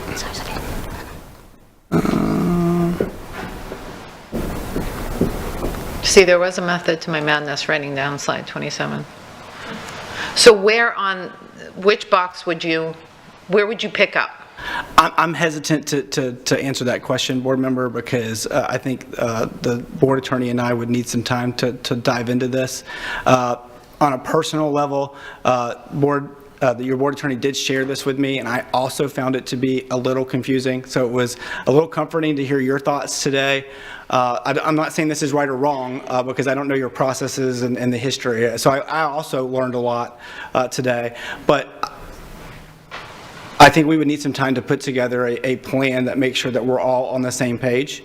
And so I have some ideas on where we could fit in, but I think what's important to tell today is that if the clerk was to take over fraud, waste, and abuse investigations at any point in the future, more than likely it would come through our Inspector General hotline, be operated by our team members with very little consultation from the board attorney until that investigation was complete, and then we would let this board do what they wish with those findings. So I hope that was just enough information without giving you a committed idea. Yeah, that was very helpful. I appreciate that. And I love the idea of moving waste, fraud, and abuse outside of the district entirely. I think that it does more to create a culture of speak up, listen up, because you don't need to worry about retaliation as much when you're reporting to somebody who's completely independent of everybody associated with the district, and that's what your office is. Yeah, and you all should really think about your culture in the sense of what actually is fraud, waste, and abuse, because I think a lot of people think they know what those are, and the statutory definitions are pretty clear, and so that may be something for you all to think about, how to educate your community and your administrators and teachers about what is fraud, waste, and abuse. That doesn't, again, mean that you can't do better. That just would mean that it's not a fraud, waste, and abuse investigation. And so I think you all are moving in the right direction, and I'm happy to help where you all see fit. Two more things. I love the fact that the public reporting, when the investigation is done or when the initial inquiry is closed, is automatically public. I love that. And then the second question would be cost. Any idea what this would cost the district? Me personally, without talking with my team of experts, because there's pros and cons to a cost structure. A cost structure removes the theories. So you're buying and paying for a service, I guess, is the point of a cost service. Where I struggle with that concept is this is my statutory and constitutional duty. The way that I frame it right now is the taxpayers have already paid for this service, so why would I turn around and pay for it? What the nuances of that are the funding streams are different. Me doing my budget and supporting it for the Board of County Commissioners is very different than doing that from your board, because you have a very different funding mechanism. But if I had to give you an initial inclination, I have to get my team of experts involved, but I would lean towards a no-cost structure for the district. Fabulous. Those are my, again, I love the idea of giving it to you. I'm saying that so that my colleagues on the board can hear where I stand on it. I understand a decision won't be made until some point in the future, but I want them to know. Thank you for being here. Okay. Chairpersons, do you have any comments or questions? No, other than thanks for an excellent presentation, and I agree with Ms. Patrica of giving the waste, fraud, and abuse to keeping it outside the district altogether. I think is an excellent idea, something we need to decide if we're going to do or not do. But again, thanks for Mr. Carnes and your whole staff for the presentation. I think it not only made it a little easier for us to understand all the different audits and roles, but also the general public, and that was needed, I think. Thank you. Anything else before I move on? Ms. Giovanelli? First of all, thank you so much. But I told you that a couple days ago when I saw you. I was like, oh my gosh, thank you. I actually agree with Ms. Patrica. I think taking it outside is important. I think it's going to be a level of comfort for employees. It's also a level of comfort for the board to know that it's separate and it's not being controlled by any one individual or an employee, or so I really appreciate that. I also agree with the reporting that, you know, the three things that you once that's resolved, what were the three things? Substantiated, unsubstantiated, and unfounded. Unfounded, yes, thank you. And I want to add, I think that's something that we could do with, back to your question, Ms. Morgan. So I just wanted to throw that out there, that on our end, on our complaints on the regarding lunchrooms or lunches, cold lunches. Thank you. So, Mr. Vice Chair, I just want to commend everybody on that dais over there. I can remember this conversation being had with the former clerk, and that conversation did not go to this well. You all are doing a fantastic job, and each of you are creating a really valuable service to your citizens. I appreciate you all inviting me into your space and giving you not just education, but also ideas in your work as board members. Hope this is not the last time to be in front of you, but again, thank you for your time and consideration. We appreciate it. Attorney Dupree Bruno. So one thing that the clerk did request was whether or not there would be direction from the board to start exploring this waste, fraud, and abuse, because legal supports this 100% as well. So we just need to know if the board is in agreement so that we can start having those discussions. I'm just going to keep the board in a good legal stance. I've heard very clearly from the board that the board's interested in the expansion of the November 7th presentation to include this. I've already texted Dr. Savage. We're already in the process of changing the organizational charts. There is some information left to discuss in terms of fees and fee bases, and I know you don't want to get into that today, but we can certainly make room for that on a chart, and then we can have a deeper discussion as to this particular relationship for these particular type of cases. So thank you, Clerk. I wanted to just weigh in, Mr. Chair, if I could, and just say thank for Clerk Carnes for coming out again today. Of course. Ms. Jordan, do you have a question? Oh, I just wanted to add into that. I really am waiting to see what happens November 7th. Thank you very much. Appreciate you being here. Also, because I really do believe, and we've had this conversation for years about having our own Inspector General that answers to us, which would then tie in with them or whomever we were to use. So I just wanted to make sure that we put that back out there as well. So thank you. Is there any disagreement from the board in moving forward with November 7th for fraud, waste, and abuse in conjunction with the clerk's office? Do you have your direction, Board Attorney? I'm a little confused. I thought the November 7th was about the board auditor, internal auditor position and the organizational chart. Are we also, I mean, it's fine if we want to do. Maybe I'm getting confused. What was your requested? For me, what I was asking is direction from the board so that the clerk and I can start having the conversation about how to transition waste, fraud, and abuse investigations. I was conflating the two. My apologies. Is the board good with that direction? Yeah. Okay. Is that better? Thank you. Okay, thank you. Go. I would like to wait till November 7th until we see what that's going to bring us before we decide to move on with, that's just my personal opinion. I'm just one. Okay. I would support moving forward at this moment. We're not voting, so. That's why I was asking if there's any objections, Ms. Jordan. Okay. One objection noted then, so that. Clerk Carnes, thank you for the presentation. Thank you for office. I appreciate this relationship that we've developed with the board, the superintendent, the clerks. Appreciate it and have a good day. Thank you all. Next up is, I believe, Attorney Debris Bruno, yet again. I'll give her a moment. But we will be doing item B4, Office of Legal Services presentation.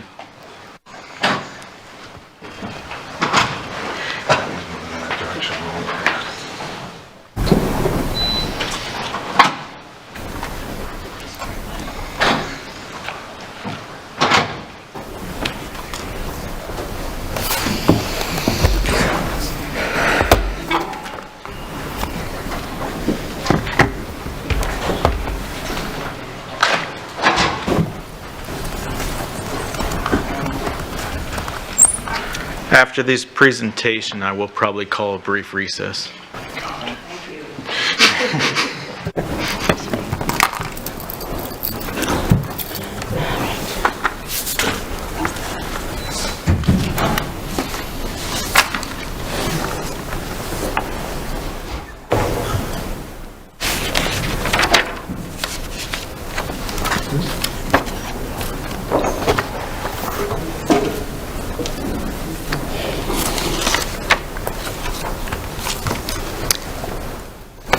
Thank you, Mr. Chairman. Good afternoon again, board members, Dr. Bernier, staff, and members of the public. Based on the board's request from last year, the Office of Legal Services will now present its annual update. Joining me in this presentation are Assistant School Board Attorneys Corey Huffman, Corus McIntosh, and Shayna Zupke. The agenda for today's presentation includes the structure of the Office of Legal Services, which has not changed, how we practice law, who is the client, general attorney responsibilities across divisions, Office of Legal Services highlights, and board discussion and comments. The Office of Legal Services is staffed by 8 individuals. Myself, Kathy Dupree Bruno, is the School Board Attorney and General Counsel. Assistant School Board Attorney Corey Huffman, who works primarily with academic services. Assistant School Board Attorney Corus McIntosh, who works primarily with human resources.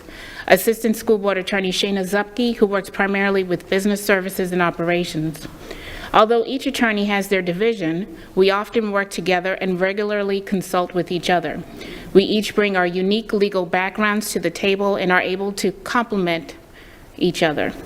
We have developed a brain trust way of operating, and you will often find us huddled in the law library working on the various legal issues affecting the school board and administration. This allows us to have a global perspective of the legal issues affecting the board, as we do not work in silos, but rather as legal think factory, allowing us to consider all aspects of an issue and to speak with one voice when opinions are rendered. In addition to the attorneys, we are also supported by our wonderful Benarita Brophy, who is the paralegal to the school board attorney, as well as a general paralegal and executive administrative assistant. The Equity and Civil Rights Compliance Coordinator is also part of our team. As you can see, we are short-staffed and have been short-staffed for several months. We anticipate hiring the executive administrative assistant and paralegal by the end of the month. We are also interviewing for the Equity and Civil Rights Compliance Coordinator. Of note, we have realized that the executive administrative assistant assigned to legal does additional legal and other tasks above and beyond what is required of an executive administrative assistant, specifically pursuant to the job description. Thus, in the near future, we will be asking the board to sunset this position in exchange for a legal administrative assistant. We are currently working with HR on that job description and hope to bring it forward for your review and hopefully your approval in November. As attorneys, the Office of Legal Services prides itself in the professionalism we bring to the work that we provide to the district, which is why we follow the following principles in how we practice law. A global legal representation keeping the needs of the client as our paramount concern. Analytical research and continuous monitoring of the legal landscape, which includes legislative changes as well as court rulings that may impact the work that we do here at the district. Committed to ethics, integrity, and professionalism. A proactive versus reactive practice philosophy to ensure that issues are being addressed early on before becoming larger issues. Providing preventative legal advice, incorporating risk management, which is in conjunction with our proactive practicing philosophy. Creative problem solving and amicable resolutions as practicable, and providing zealous, effective, and assertive advocacy and representation to protect the interests of our clients when it isn't. A continuous professional growth of our staff to keep abreast of changes to the legal and education landscape to ensure that we provide proper and effective legal counsel to our clients in the district, and have sustained collaboration with our peers across the state. Who is the client? American Bar Association Rule 1.13 defines the lawyer-client relationship as the lawyer that is employed by an organization, represents that organization, acting through its duly authorized constituent. The lawyer shall explain the identity of the client and when the organization's interests are adverse to those of the constituent. The Florida Bar Rule 4-1.13 adopts the ABA rule. The Florida Bar also further defines government agency to include that this duty applies to governmental organizations, such as the school district. Our duly authorized constituents is the school district of Lee County, acting through its duly authorized constituents, the school board and superintendent. The Office of Legal Services provides legal services to the school board and to the different divisions within the school district. And while each attorney in the Office of Legal Services works directly with a specific division, we work as a team and provide a holistic approach to our representation to the district and look more at the needs of the divisions, and as needed, any attorney within the Office of Legal Services is prepared to provide assistance to any division at any time. As such, we will discuss the roles that are provided for each of the different divisions, starting with academic services. In academic services, the day-to-day work by the assistant school board attorney consists of providing answers and guidance to principals throughout the district and central office staff on matters regarding custody issues, student privacy, records requests, discipline, among other issues facing district staff. Legal Services works closely with the ESE department regarding legal issues regarding students with special education protections under state and federal law. ESE-related issues could include representation by the district for the district with any ESE due process complaints filed and litigating those issues as necessary. Legal Services also represents the district at individualized education plan meetings, which could include potential manifestation determination review meetings if the student is represented by legal counsel. The Office of Legal Services assists the Department of Student Services with discipline-related issues for students who have been recommended for alternative assignment or expulsion, including ESE considerations, student code of conduct issues, and advising the Discipline Alternative Reassignment Appeals Committee as to any legal issues posed during an appeal to the reassignment to the Success Academy, having attended 41 such appeal hearings last school year. Legal Services provides guidance and feedback to curriculum and instruction staff, especially with recent legislative changes that have required the implementation of new processes for book challenges and the materials that can be found in school libraries and classroom libraries.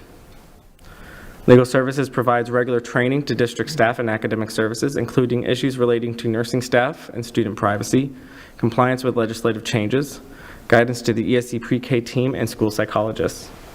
Further, but not exhaustively, the Office of Legal Services provides guidance and advice to our grants and charter school office and sits as a member of the district threat assessment team, and every day brings new issues, challenges, and questions relating to academic services. I and the Office of Legal Services stand ready to assist the staff as they come up. Legal supports the needs of these business services and of these departments, business services and operations, in many ways. Our primary role is to provide legal guidance and assistance regarding the many intricacies that are involved in these departments' daily duties. We are proactive in providing updates with the legislative changes, guidance on legal questions, and assistance in applying the law and school board policies to ensure our procedures are in compliance. Over the last year, we reviewed over 400 contracts. Of these contracts, there were 6 charter school renewals, 3 new charter school contracts, over 25 amendments to assist with the hurricane recovery, multiple interagency agreements, including the SRO contracts, the MOU for training with the FMPD, and MOUs and ILAs in regards to the recovery efforts from Hurricane Ian. We created new contract templates to increase the efficiency of the review process. These include, but are not limited to, the memorandums of understandings, cell tower lease, technology agreements, data security agreements, general contracts, and amendments and addendums. We also reviewed and updated many of our current templates, which included the construction management at risk, hard bid, and other forms used by procurement.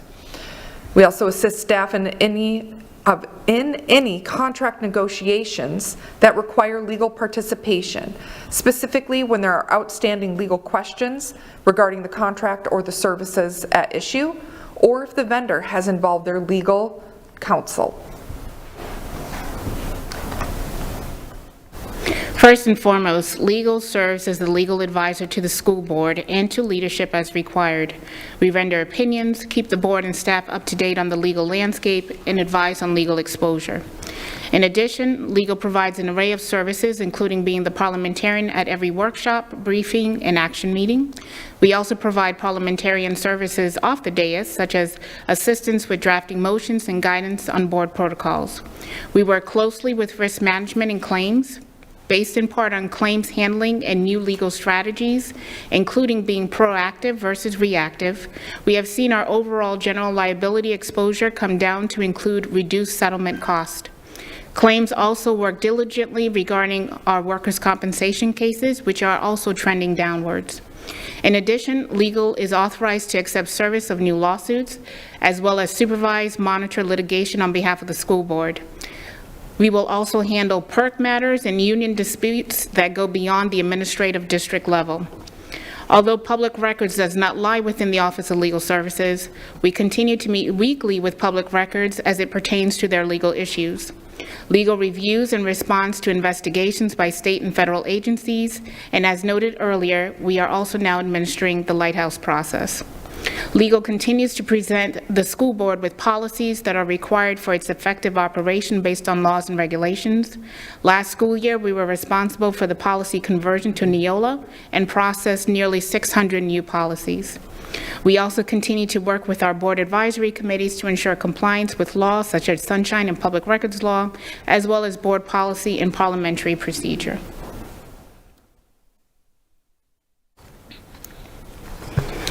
In human resources, The Office of Legal Services acts as the eyes and ears for the district, as well as the board for administrative matters involving the district employees in areas involving equity rights, employee misconduct, garnishment of wages, and collective bargaining. In conjunction with investigations conducted by the Equity and Civil Rights Compliance Coordinator, the Office of Legal Services provide responsive pleadings in cases before the Equal Employment Opportunity Commission, the Office of Civil Rights, as well as the Public Employee Relations Commission. The Office of Legal Services works with the Department of Professional Standards in addressing employee misconduct. Investigating summaries provided by professional standards are reviewed for legal sufficiency of the evidence and for just cause, to determine whether there's just cause for disciplinary actions. Over the past year, over 92 cases have been heard in predetermination hearings and outcomes rendered with the outcome review team. As an employer, the district is required to respond to civil complaints when the wages of one of its employees are subject to garnishment by a third-party creditor. In the past year, the Office of Legal Services has filed responsive pleadings on behalf of the district in 116 garnishment cases that were filed against district employees. And finally, legal opinions are rendered daily to district staff regarding compliance issues with Florida statutes, administrative code, and Lee County School Board policies, with legislative updates and training provided as it's needed. Investigations relating to equity towards district employees are conducted by and coordinated by the Equity and Civil Rights Coordinators. That acts as a liaison with outside agencies pertaining to equity and civil rights compliance. This person also trains and advises district personnel on compliance issues.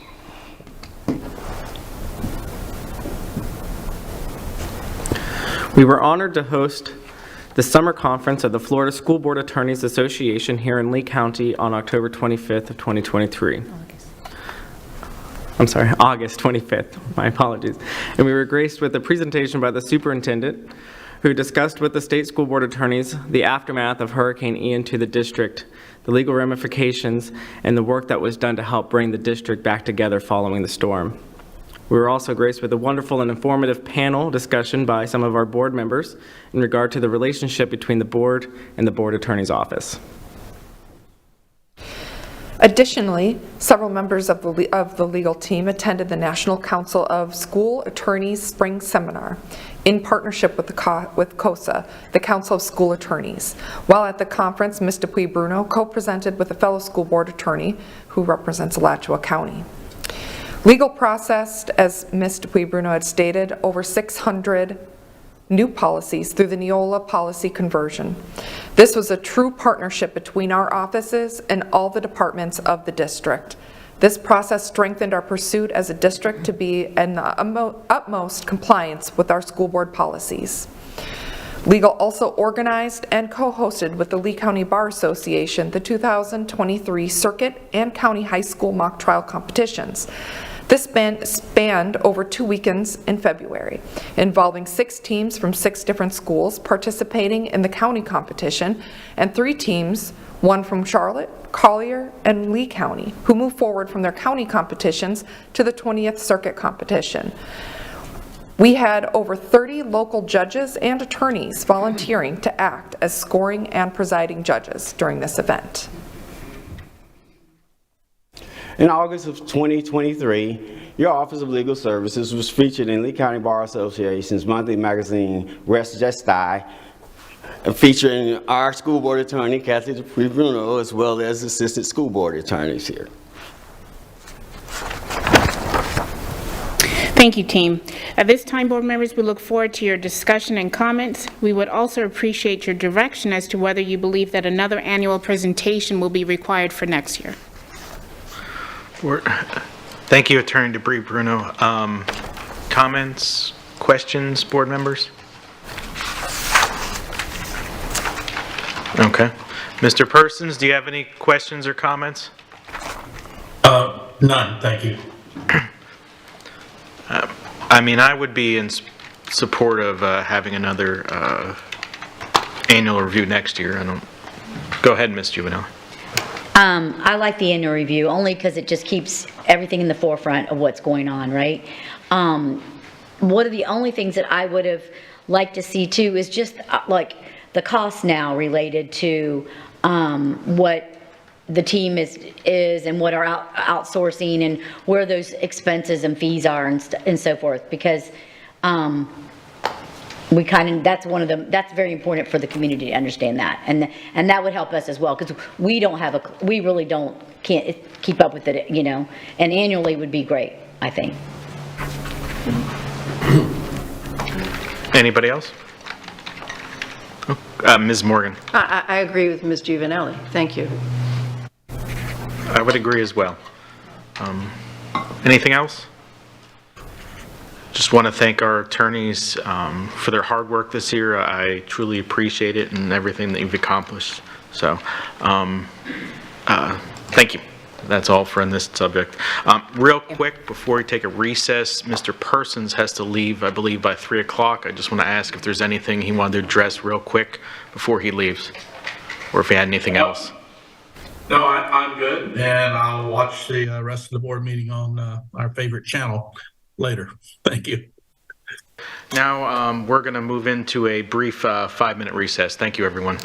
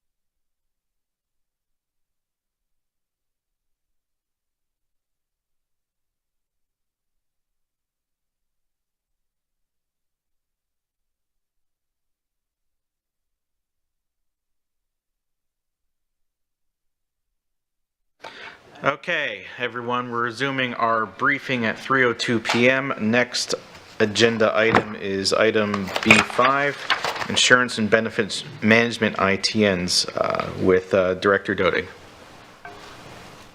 Okay.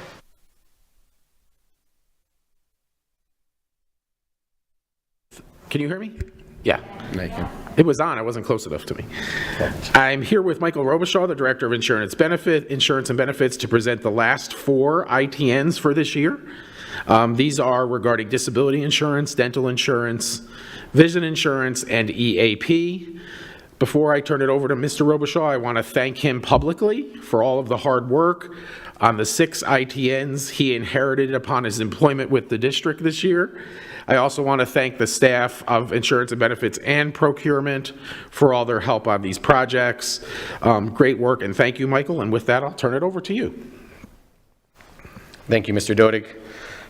Good afternoon, board chairpersons, Vice Chair Fisher, fellow board members, Board Attorney DePue Bruno, and Superintendent Bernier. Again, for the record, my name is Michael Robichaud, Director of Insurance and Benefits Management. And as stated, I'd personally like to thank you for your attention today as I report the findings of the last 4 of our 6 ITNs we launched earlier this year. The school district's current contract, we're going to start with disability insurance, sorry. The school district's current contract with the standard as our disability insurance carrier has been in effect since April 1st of 2021.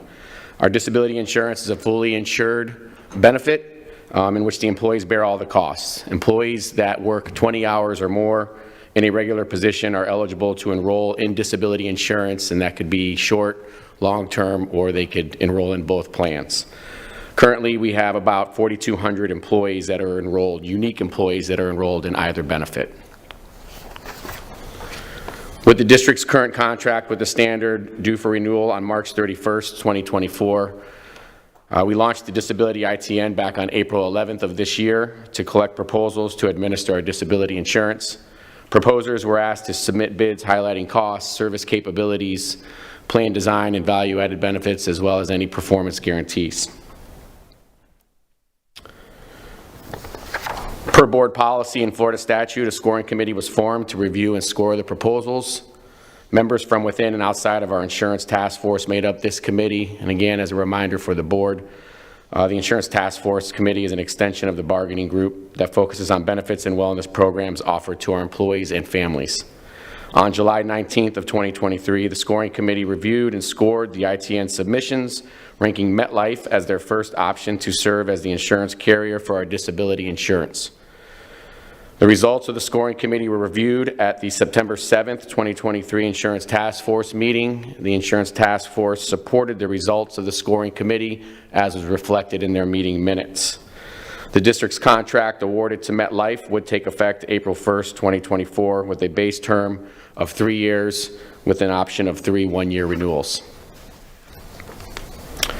This last slide here will discuss some of the highlights of selecting MetLife as our disability insurance carrier. As a part of their best and final offer, MetLife delivered competitive premiums paid for by employees who elect these benefits. Through negotiations, we reached an agreement on additional credits to assist with implementation, as well as automation and technology enhancements to improve the process for our employees. Employees enrolling in disability will see no change to their plan options, just that vendor name. I'd like to pause now for any comments from the superintendent as well as board discussion. I have no comments at this time. Thank you. Board member comments or questions? Oh, sorry, Ms. Giovanelli. And I'm sorry, I don't have the insurance services. So who does presently, if it's not MetLife now, who do you have presently? The standard. Oh, thank you. I was just curious. Thank you. Anyone else? Okay, go ahead. Thank you. The next presentation will be on our dental insurance ITN. The school district's current contract with MetLife as our dental insurance carrier has been in effect since April 1st of 2016. Our dental insurance is, again, a fully insured benefit in which the enrolled employee bears all the costs. Employees who work 20 hours or more in a regular position may enroll in this benefit, and they have the option of covering just themselves, one or more of their children, as well as a legally married spouse, as well as a family option. Approximately 9,300 employees are currently enrolled in dental insurance. With the district's current contract with MetLife expiring March 31st of 2024, we launched the dental ITN on April 19th earlier this year to collect proposals to administer our dental insurance. Proposers were asked to submit bids, again highlighting costs, different services that they could offer, any, if any, and any plan enhancements. Per board policy, again, in Florida statute, the scoring committee was formed, and it included, again, members from within and outside of our insurance task force. On July 19th of 2023, the scoring committee reviewed and scored the ITN submissions, ranking Humana as their first option to serve as the insurance carrier for our dental insurance. The incumbent, MetLife, came in second. The scoring committee agreed to invite both carriers back for finalist presentations, as well as their best and final offers. Following the finalist presentations of best and final offers on August 9th of 2023, the scoring committee scored in favor of selecting Humana as the district's dental insurance carrier. The results of the scoring committee were reviewed at September 7th, 2023 Insurance Task Force meeting. Once again, that task force supported the scoring committee's decision as reflected in their minutes. The district's contract awarded to Humana would take effect April 1st of 2024 with a base term of 4 years with the option of two-year renewals. Our executive summary on our dental ITN showcases some of the highlights from that ITN and selecting Humana as our dental insurance carrier. As a part of their best and final offer presentation, Humana reduced the employee premiums throughout the base term as well as during the additional two-year renewal periods when compared to our current rates. Humana also put guarantees in place that will minimize, if any, network disruption. As our previous dental insurance carrier, Humana has experience working with our members and has familiarity with our plans and processes, which will aid in this transition. Humana also guaranteed allowances and credits, as well as on-site assistance during open enrollment as needed, and an on-site rep 2 days a week throughout, at minimum, their first year of their contract. And I would like to pause here again for any comments from the superintendent or any board discussion. Members of the board, Mr. Chair, I don't have any comments. Board member comments or questions? Okay, proceed. Thank you. Our third ITN today will be on our vision insurance. The school district's current contract with Avisis as our vision insurance carrier has been in effect since April 1st of 2015. Our vision insurance is a fully insured voluntary benefit in which the employee again bears all the costs for this benefit. Employees who work 20 hours or more in a regular position are eligible to enroll in vision insurance, and once again they can cover just themselves, one or more children, as well as a legally married spouse or the entire family. Approximately 8,100 employees are currently enrolled in vision insurance. With the district's current contract with Avisis expiring on March 31st of 2024, we launched the Vision Insurance ITN on May 10th of 2023 to collect proposals to administer this benefit for us. Proposers were asked to submit bids highlighting costs, plan design, network access, service capabilities, as well as administrative support. Per board policy and Florida statute, the scoring committee was formed and included again members from within and outside of our insurance task force. The scoring committee convened on August 1st of 2023 to review and score the ITN submissions, and they ranked Avisis as their first option to continue to serve as the insurance carrier for our vision insurance. The results of the scoring committee were reviewed at the September 7th insurance task force meeting. The insurance task force once again supported the results of this scoring committee as reflected in their meeting minutes. The district's contract awarded to Avisis would take effect April 1st, 2024 with a base term of 4 years with the option of two-year renewals. This last slide on vision will highlight will showcase some of the highlights of remaining with Avisis as our vision insurance carrier. As a part of their best and final offer, Avisis guaranteed no rate increase while increasing the in-network contact allowance to $200 annually. So there was a plan enhancement there for the employees to get a little bit more money annually for their contacts. Remaining with Avisis also ensures consistency for our employees and their families. Again, just to pause for any comments or discussion. No comments at this time. Thank you, sir. Board comments or questions? Please proceed. Our last ITN I'll present on today was for our Employee Assistance Program. The district's current contract with Employee Services LLC for Employee Assistance Program services has been in effect since April 1st of 2018. The Employee Assistance Program, or known as an EAP, is an employer-paid benefit offering confidential evaluation, referral, and counseling services available to all employees of the district and members of their household. Approximately 11,200 employees and their families have access to this benefit. With the district's current contract with Employee Services LLC expiring March 31st of 2024, we launched the EAP ITN on May 17th earlier this year to collect proposals to administer this benefit. Proposers were asked to submit bids highlighting plan costs, plan design, network access, and service and capabilities, as well as administrative support that they can bring. Again, per board policy and Florida statute, scoring committee was formed, and again included both members from within and outside of the insurance task force. The scoring committee met on August 1st to review and score the ITN submissions, again ranking Employee Services LLC as their first option to continue to serve as the vendor to administer Employee Assistance Program. These results were reviewed at the September 7th Insurance Task Force meeting, and again the Insurance Task Force Committee supported the results of this scoring committee as was reflected in their meeting minutes. The district's contract awarded to Employee Services LLC would take effect April 1st, 2024 with a base term of 4 years with the option of 2 two-year renewals. This last slide again will highlight the successes we got here from again selecting Employee Services LLC as our administrator of our EAP program. As a part of their best and final offer presentation, Employee Services LLC reduced the district's paid premium slightly, but they also helped us remain consistency with our members, so that way accessing this benefit is not going to change over the term of their contract. Through negotiations, we were also able to increase the allotted hours for on-site training as well as critical incident stress management up from 50 to 100 hours annually with the ability to roll over any of these unused hours. And it brings us to the last slide for any final comments or board discussion. Board members, my only final comments would be to thank Director Robichaud as well as Executive Director Mr. Dodig for the work, as well as the Insurance Task Force. Incredible amount of work with ITNs, and I think it should just be noted, I think Mr. Robichaud was on board for about 24 hours before we informed him he had all this work to complete. He's done great work on behalf of his team and on behalf of the Human Resources Department, on behalf of our employees. I'd like to thank Mr. Robichaud for that work. Thank you. Board member comments, questions. Ms. Patrica, followed by Ms. Jordan.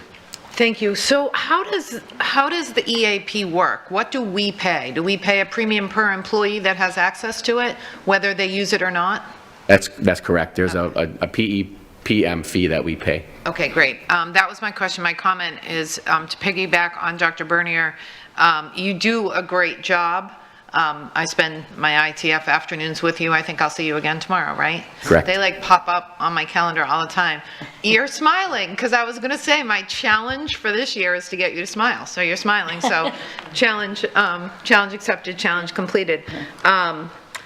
What you didn't say, Dr. Bernier, about the tremendous work of the Insurance Task Force is that it is a lot of teachers who volunteered during the summer to come in and to vet these ITNs and the vendors and to bring forward the recommendations to the board. I'm sure I've said that to you before, but teachers giving up their time in the summer I think is a big deal, and they should be recognized for that. I appreciate your hard work. Thank you. Thank you. Ms. Jordan? Thank you. I just want to say thank you as well. And I noticed that this last one, the Employee Assistant Program, was the largest by far that it's being utilized. So I really appreciate the fact that we have offered that, and now the hours have been extended. So I thank you for that. Thank you. Ms. Juvenile? Thank you. How long have you been here, Mr. Robichaud? I started May 1st. So I just wanted to say welcome. Thank you. And nothing like throwing you into the fire. But thank you. I think this is important because I don't really recall having a presentation of the prior and then the new maybe, I know we don't have insurance changeover often, so that might be why. But I like the presentation today. Just, some of them stayed the same, but some did not. And I think and I love, the process with the insurance task force. They work really hard and they're very hands-on in there. And so I just want to thank you for your work. Thank you. Thank you. Anybody else?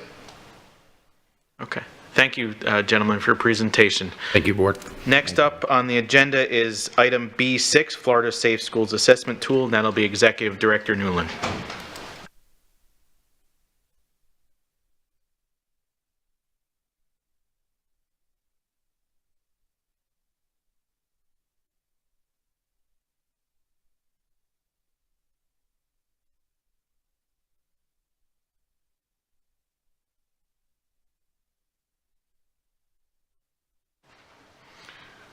As Director Newland finds his presentation, just want to remind our board and remind our community of the effort that's being put forth regarding school safety and security. It is definitely a 1A, 1B process with both teaching and learning as well as school safety. It's a comment on where we are currently, and again, prior to the presentation, I'll take the liberty of thanking Dave Newland, Chief Newland, for his service, not only prior in law enforcement, but in this role as our Director of Safety. It's nice to have an individual who understands both the public school perspective as well as the law enforcement aspect, and looking forward to his presentation, an opportunity for you to find out more about what's transpiring and what our reports to the Department of Education and other reporting agencies in the state of Florida looks like. Chief? Thank you. Good afternoon, board members, Superintendent Dr. Bernier, Board Attorney Kathy Dupree Bruno. For the record, I am Dave Newland, Executive Director of Safety and Security. We are here today to go over the results of the Florida Safe Schools Assessment Tool for District Safety and Security. This is completed by all schools and is intended to help identify threats, vulnerabilities, and appropriate safety controls for our schools. Information contained in Florida Safe Schools Assessment Tool, FSAT, is confidential and exempt from release as a public record pursuant to Section 119. The Florida Safe Schools Assessment Tool is an online platform for enhanced risk assessment and domain awareness at the state, district, and school levels. This is managed by the Florida Department of Education. FSAT has been in operation with us across the state since June of 2014. Today, FSAT is the primary physical site security assessment tool that is used by school officials at each school district and public school sites in the state in conducting security assessments. The tool is designed to help school officials identify threats, vulnerabilities, and appropriate safety controls for the schools that they supervise and address various levels of security. The district must ensure the school security assessments are submitted into FSAT by October 1st. I am happy to say that all of our schools completed their FSAT reports by September 1st. So a great job by all of our schools getting those done. Each school district must report to the department by October 15th that all public schools within the school district have completed their school security risk assessment. That has been completed. They have been notified. Each school safety specialist must report school security risk assessment findings and school board actions to the Office of Safe Schools within 30 days after the district school board meets publicly, and those recommendations get returned or reported to Safe Schools no later than November 1st. The district continues to use compliance requirements as well as best practices in safety and security, whether that be in the use of new or improved technologies, hardware, building design, training, or other areas, especially those related to Marjorie Stoneman Douglas High School Public Safety Commission recommendations. School safety and security involves everyone in our district from staff to students and must be approached from a wide array of functions and services that we provide. Some of our best practices this year that we've been working on are security camera upgrades as we've been going into phase 2, which we go into looking into our exterior parking lots, also blind spots, areas that we enhance our single point of entries that, well, we put different cameras in so we get a better view of that single point of entry at every school location. Access control. This is a project that will be completed this year. That's where all our exterior doors and also involves some of our interior doors. our Bosch security alarm system, which is an intrusion alarm system, as I mentioned before. This also would be a project will be completed this year at all of our schools. One of our things we did, we provided law enforcement access to school cameras and access control for emergencies. So in case of exigent circumstances or an emergency, law enforcement was able to go through our cameras to help get law enforcement to wherever that emergency may be at that time to expedite that process, and anything we can do to save time is going to help with anybody that's in danger. Open Gate weapon detection system. As you know, that was a project we started this year, this school year. We are moving forward. It's been a slow rollout. We based it on the different variables as we apply Open Gate to our schools and all of our zones, based on levels of schools, location, the design of schools. We're working, actually this week, we started our third deployment with Open Gate. We should be done with our third deployment by the first week of November. At that point, we will have over at 50 schools. They'll have Open Gate at every entry point at all those 50 schools. And we will continue to move forward as the year goes through, with the goal of every school will have Open Gate before the school ends, this school year ends. The Guardian program, another program we started as well this year. It's been very successful. We have Guardians in various schools as a force multiplier to our school resource officers. So again, this has been very positive. We've had positive return comments from the public, from staff. We continue to work with our Guardians, with the Lee County Sheriff's Office, who helped put the program together, put them through the training that was required. So as we move forward, we will continue to monitor that program as it evolves. And again, this is a chance for us an opportunity as a first time doing this, where we go from there. So we will continue to monitor that program as we move into the following year. Our public address intercom system upgrades have been worked on as well, as we have, as you know, with Centegix, which is lower in the presentation, as our panic alarm system that has connected to our intercom systems. So those are things that we have enhanced as we move forward to help the panic alarm system for notification in a lockout, or it could be secure type mode, or even a hold. Secure vestibules methodology. So as we continue forward with to harden our schools, as I mentioned before, it's always about applying layers of security. It's not one single thing. So as you look at schools, it's not just always maybe a vestibule that may fit that school. It's based on design. So we look at other ways that may make more sense for that school as we move forward. So every school we look at, we walk through that school with different departments, maintenance, construction, our department, and kind of figure out what's the best fit for that school for security. So as I mentioned, it could be a vestibule, it could be something called a read-in, read-out system. It's all based on school design, what's the best fit for layers of security. Law enforcement access to school sites for exigent circumstances, that's been completed. We recognized last year we want to make sure that every single law enforcement officer in Lee County, if they had to respond to a school in case of an emergency, they had immediate access into that school. So that was a project we started last year, and I'm happy to say that's been completed. So at any time something was to happen, an officer can get into the school immediately. Also part of that was the installation of our interior Knox boxes at every school site. That's also been completed.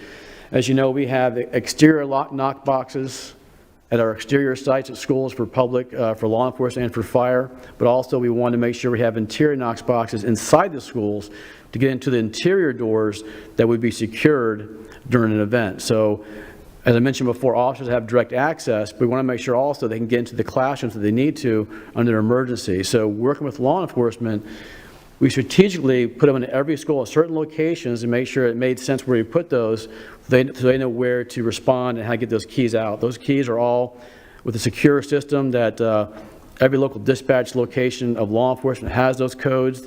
They would relay that to law enforcement to get access to the box, to get the keys they would need to get into the certain secured areas of the school. Our CRG mapping, that's something we've been working on for a while. We've had that in place already, but as we change schools or fish numbers or any type of design or new schools, that mapping is also supplied. So again, we have copies of mapping. Law enforcement also has that mapping as well, capabilities. So again, if they have to respond, they know where they can describe or explain where they're at or where they need to go to, and depending on what the emergency is about.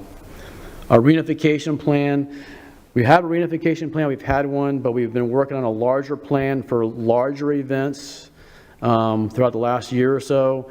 We've been working with all of our local law enforcement agencies, other local organizations. It's been very positive. We will, almost to the point now, we're getting ready to finalize that, and that's something we will bring in front to all of you when that's completed. Obviously, enhanced train high liability areas.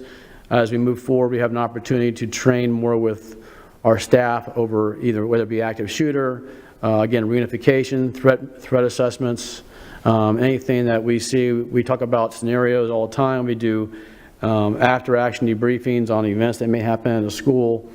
So this is an opportunity we have a lot of time to share. So when something was to happen, like last year, we had some swatting calls last year, even some events not too long ago, we can meet and go over those, what happened, how can we improve, and then we share those scenarios with other schools as far as how to react if that was to happen in their place as well. So we go over certain trainings as well, response, like I mentioned before. So every month we have an opportunity to bring a fresh or a new topic or a new safety topic or training to our principals and assistant principals every month, something we want to bring forward to them as well. As I mentioned before, Centegix, that was a panic alarm system. That was implemented a couple years ago. We've made some recent changes, always looking to improve. Again, these are all things we look to add as layers of security, not just one single thing, but Centegix has been very, very beneficial, been very positive. I hear a lot of good feedback from our staff that carry Centegix, how it's helped out with different scenarios at our school sites, our ancillary sites as well. So it's been very positive. And then as far as going back to our FSAT reports, as far as we always look for feedback and go work with our schools as far as things that they bring to our attention that we can work on as we move forward. We're always looking to help harden our school sites by different layers, or as I mentioned here, anchoring or maybe strengthening specific areas. It could be adding more fencing, it could be constructing or maybe enclosing certain walkways based on school design.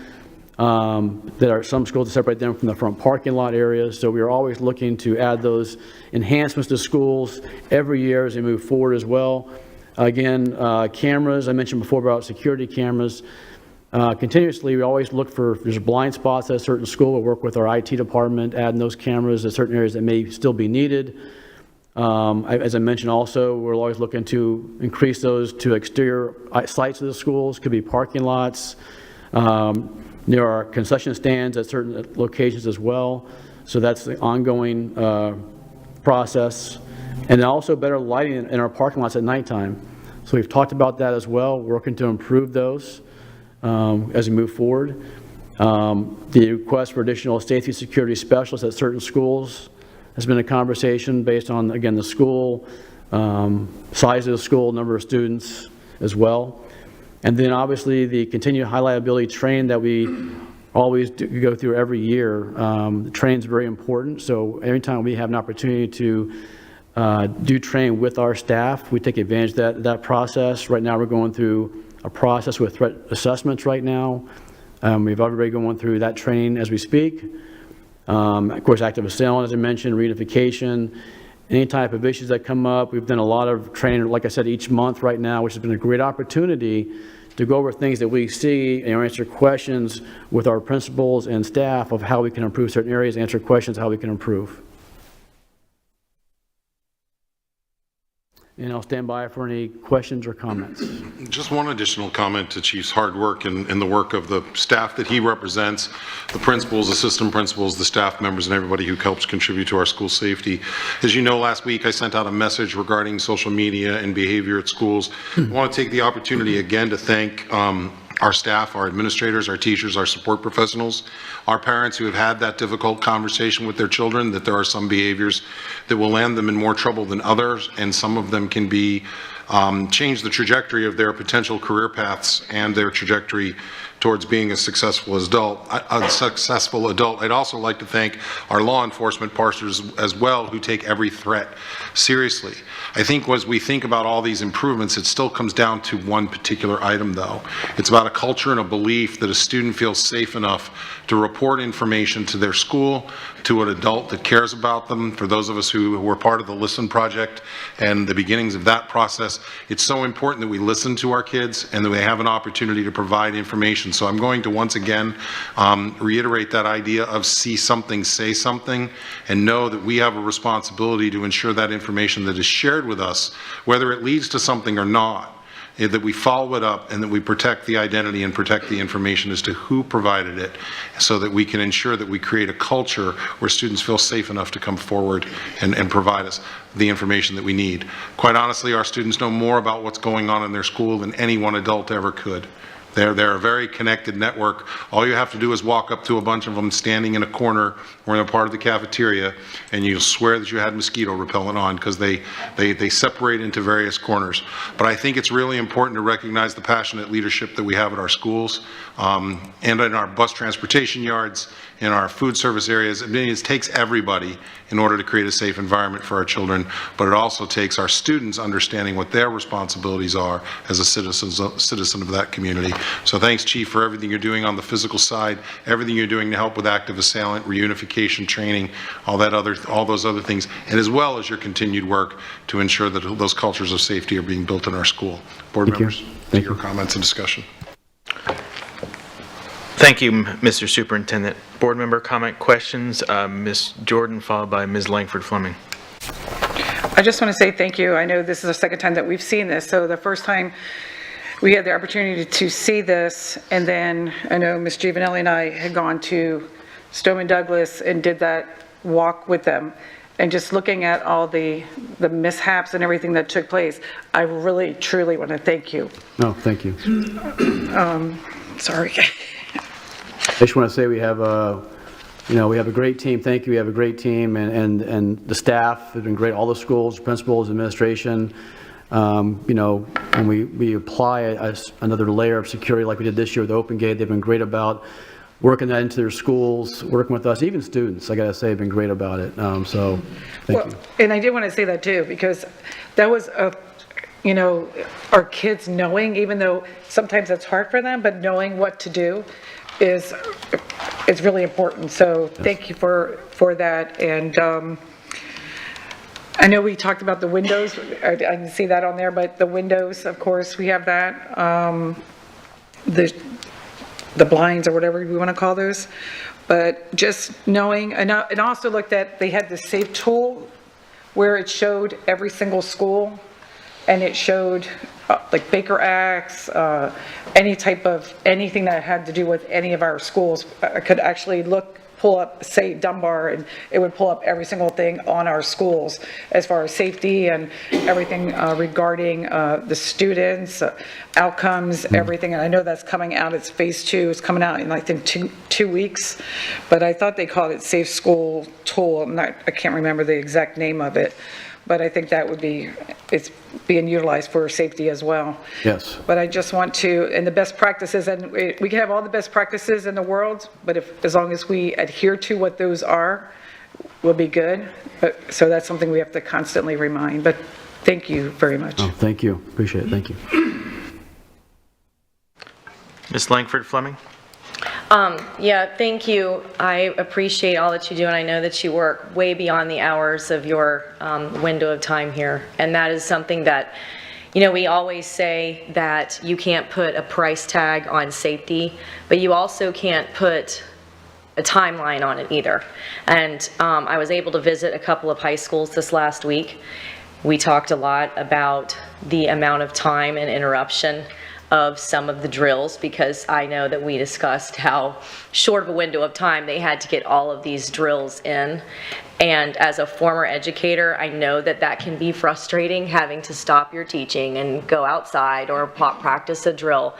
But it is so incredibly important, like Ms. Jordan just said, that we have all the best practices in place. Hopefully we never have to go there. But it's incredibly important that we all know exactly what to do, and everyone in the school, like the superintendent had already said. We've got, you think about just the classroom teacher, there's so much more to it. Physical education, standing outside, all the way into the cafeteria workers and the bus drivers that are vulnerable on the bus loop. And just for the sake of the public, for them to understand, whenever, and I know that you've discussed this before, but when we are talking about some of these safety and security measures, there's a reason why we have to be vague about some things. So I just wanted to put that out there in the public, because I've had several questions about, well, you know, we want to know more about such and such. And I think the more that the public feels trusting and that they know that they're sending their children, they're going to come home every day, because that's how important it is to our school board and our school district. I think those question concerns will die down a little bit, but thank you again for all you do and your staff. Thank you. Thank you. Ms. Juvenelli? Thank you. I think this is important to talk about, you know, it's just safety in the schools and that everything that we're doing, and especially with the Marjory Stoneman Douglas School Public Safety Commission. They've implemented a lot of stuff, you know, and that's why the changes, I mean, they've learned so much from the failures of Parkland. I was, like Debbie said, we were able to tour it on Saturday, and it was very interesting, very, it humbles you. It's solemn, you know. It was totally frozen in time. They are not going to, I don't think they're going to do anything to it until they take it down during the summer. That building 12 will be gone. So I think they're trying for everyone to have the opportunity to learn and to know. I mean, this is something that Columbine, I don't believe, did, and other, you know, nor did Sandy Hook. But I think that what they've done is so commendable and amazing, because they're wanting to share what happened to them and how to make it better. And one of the things my takeaways that was really, because they did a roundtable at the end of the tour, and so I wanted to bring it up now, since I won't bring it up in my good of the order I was going to, but because there was actual family members that were there that were affected by it. One lost her husband, one was their daughter, one was their son, but the reunification plan is so important, they said, because what happened was, also they kept talking about the students, but yet there was families that were affected. It was a husband and, well, 3 husbands, so somebody's husband. So it was hurtful for them, because they say students, and that was something that they really kind of talked about. Especially Ms. Hickson, she was the one that was really strong on talking about it being families that are affected, because it was somebody's grandfather or somebody's uncle or they just kept going, you know, somebody's cousin, it affected so many people. So I thought that was really interesting. The other thing is I forget what they called the staff member that actually was, that was in the, you know, at the reunification plan or place wherever they went, they said that was a key role for them, to have someone in place that would deal with the families directly. And wherever they were at, I think it was a hotel or something, they said that they were in the room with everyone, and that was really hard, because they kept going down to where they were the last ones left. I don't think they liked that. I don't know if you can separate that. I don't really know the details of that, but that was something that really bothered them, because they, as parents came in or were notified, it came down to the last 17 people. And that was really difficult. And I don't know how to make that better, but it's just something to learn, and maybe you can inquire and find a little more about how that process would look exactly. But that was my main thing, and I just wanted to commend the Marjory Stoneman Douglas Public Safety Commission, because they've really, you know, they made the changes in Tallahassee happen. They lobbied for that, and they've really changed some of the things they're doing. They're going to take it federally, and a lot of states are wanting that information. So Florida is kind of the first to really make all these changes in the school system and learn from the failures, and that's really what it was. It was about learning from the failures, and there were so many. And that we can always do better. It was said earlier today, improvements always, you know, we can always do better and improve. One more thing that I wanted to mention that I noticed, and I don't know, in the training, when the teachers go through the training, one of the biggest things that I saw is all the desks were so easily accessed to that front door their door entry to the classroom, except for the ones that were, what do they call that, hard cornered or something? Yeah, hard corners, yeah. Okay, yeah, those, although the kids didn't fit, all of them didn't fit, those are the ones that were injured or, hurt. So, but the ones that could get behind the desk or in that hard corner, they were all saved. And so, another thing that it's a big school that I think there was over 3,000 students. The desks were all there. There was not a room. It was so crowded in there. There was not another, there were so many desks. It was a very crowded classroom. That was one thing and I think that was very difficult for that many students to hide. So it really made me think about how tight it was with all the desks in the classroom. You couldn't have put another desk in a room. And that's, I thought, was interesting as well, is that how crowded it was. And I know we have schools that are crowded, so that was my concern. And that was it. Thank you. If I may, I'll respond to the things you had brought up. So reunification on one of them, like I mentioned before, we're working on a larger plan. So what you've mentioned about some of the things you experienced, what happened, we've taken those experiences, we've had those conversations on the plan we're working on right now, and that's why we're working with every single law enforcement agency in Lee County, the state agencies, emergency operations centers, other organizations that want to jump in what we're doing with our reunification plan, because the idea is that if we can develop a countywide plan, we're all doing the same thing. But when you talk about all the little pieces you need at a reunification site, it's a lot. So the conversations we're having right now is to make sure we cover all those areas, and then we practice those areas, we set up those areas. What are we missing? Who are we not collaborating with when we do the reunification? We want to make sure we include all those entities as part of that. So that's what we're working on right now, is making sure we include all that. And then eventually the idea is we actually would set up a reunification site and go through that to make sure what are we missing, what do we need. So, and that's kind of what, so it's a larger plan that, like you brought up before, that others unfortunately have learned from, that we want to take that and develop from there and move forward. The other part too is, as far as classrooms go, we do have those conversations with schools. They've asked us questions about those hard corners, and we do offer to go out to the school sites and walk through and talk about each location. Our recommendation, working with law enforcement as well, what we would bet, just our advice, what we'd recommend at every school site too. So we are doing that as we move forward. We have those conversations, and that goes with when we have the conversations about the what ifs, the scenarios. Again, we always talk about, go through with your staff, talk about the what if this was to happen, how would you react, where would you go, what would you do? So those are important conversations we're having right now based on either something's happened in the past or something we've heard about on the news. And I want to add to that. That was the other thing, and I wrote it down in my notes and didn't mention it. But that was the other that they recommended, is to work with the other governments regarding the reunification, in other entities, and to make it more a county-wide situation. So thank you, because that was one of the big takeaways as well. And so you're already doing it. So thank you. Thank you. Great. Thank you. Anybody else? Okay. Chief, and actually Ms. Jordan and Ms. Juvenelli, thank you for sharing that experience. I look forward to hearing more about that later on. It sounded obviously and from others I heard, very intense. So thank you for going out there.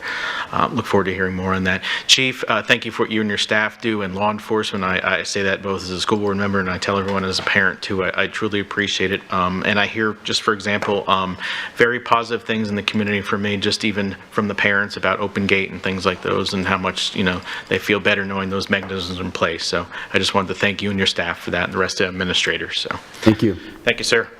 Next up on the agenda is item B7, legislative priorities, and that will be with Chief Gomez. Just a few short days ago, you saw for the first time your input and information regarding the legislative platform. We've been working since that date and over the weekend to ensure that we redeveloped, made corrections and changes. This item will come as a good cause item tonight, because it's really important that what we take to Tallahassee is an approved platform from this board. So we want to ensure that we get one more set of eyes on it.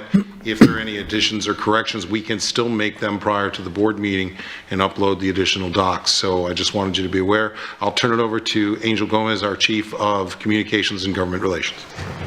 Thank you, Mr. Superintendent. Good afternoon, board members, superintendent, and school board council. I present to you today our updated version of the two-sided one-pager legislative platform from which all of our one-pagers ramificate from. And this one should be a reflection of all the, and by the way, thank you about all the great feedback that you provided me at the last meeting during the workshop.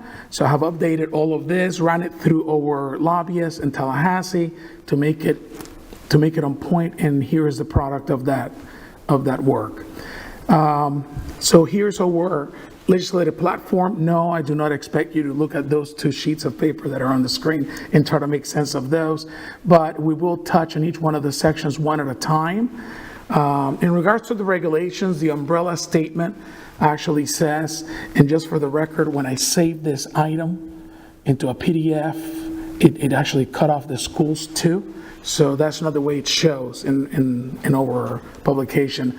But our overall umbrella statement for the regulation is request for all public schools to have the same statutory flexibility.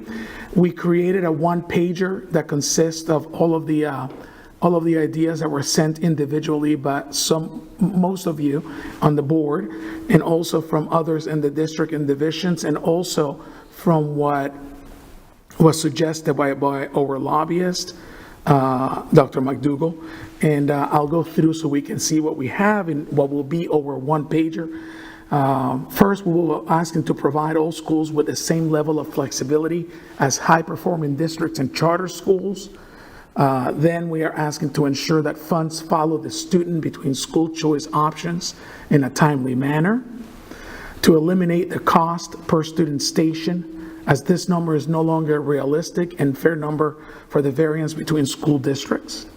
We're asking to amend Florida Statute 1012.56 to provide superintendents with the statutory flexibility to determine whether a classroom teacher may be retained for an extended period if the teacher has not yet passed the general knowledge exam within a 5% passage rate window.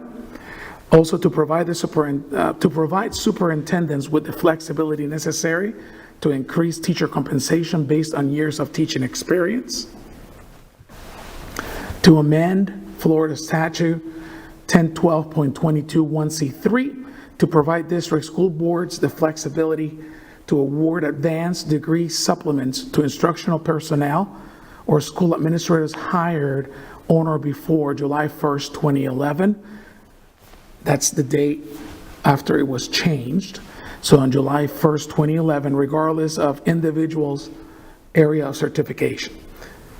Amend Florida Statute 1003.433 to allow students who have been enrolled, and follow along with this one, this is a very important one, who have been enrolled in an English Speakers of Other Languages program for less than 2 school years and have met all requirements for the standard high school diploma, except for the passage of the Best Algebra 1 EOC assessment requirement, to have the same opportunity offered to the students not passing the standardized grade 10 English Language Arts assessment to meet the requirement to pass the statewide Best Algebra 1 EOC assessment by satisfactorily demonstrating grade level expectations, conformity assessments, in accordance with state board rule, as shown in Florida Statute 1003.433, 3B. And lastly, to remove the 4-year millage limitation to allow for the voters the opportunity to support public school improvements for up to 10 years. That's in the area of the regulation. In the area of increased student achievement, support the increase of per student funding by at least 5% from the fiscal year 24, presently 8933, to 9380 in fiscal year 25. The request a specific appropriation for $2.1 million to continue from phase 1, architectural and engineering plans phase, to phase 2, actual construction of building, toward the expansion of career and technical education programs at Cape Coral Technical College. Programs planned for the expanded campus which is 2 additional buildings, include automotive services technology, marine service technology, HVAC, welding technology, building trades, and nursing. Another appropriation within the same area is to request a specific appropriation project of $2.5 million to create a new career and technical education college annex at a future location in Lee County. The funds will be used for architectural design services, engineering plans, and other costs associated with pre-construction to build an annex campus for Fort Myers Technical College. Career clusters planned for the expanded campus include transportation, distribution and logistics, architecture and construction, health science, hospitality and culinary arts, and manufacturing. Moving on to safety, support an increase in the Safe Schools allocation in the Florida Education Finance Program to ensure funds are available for student safety initiatives. We have 2 appropriations in this area. The first one is to request a specific appropriation project for $500,000 to expand on the success of providing after-school activities to ensure students are part of a safe and secure after-school environment.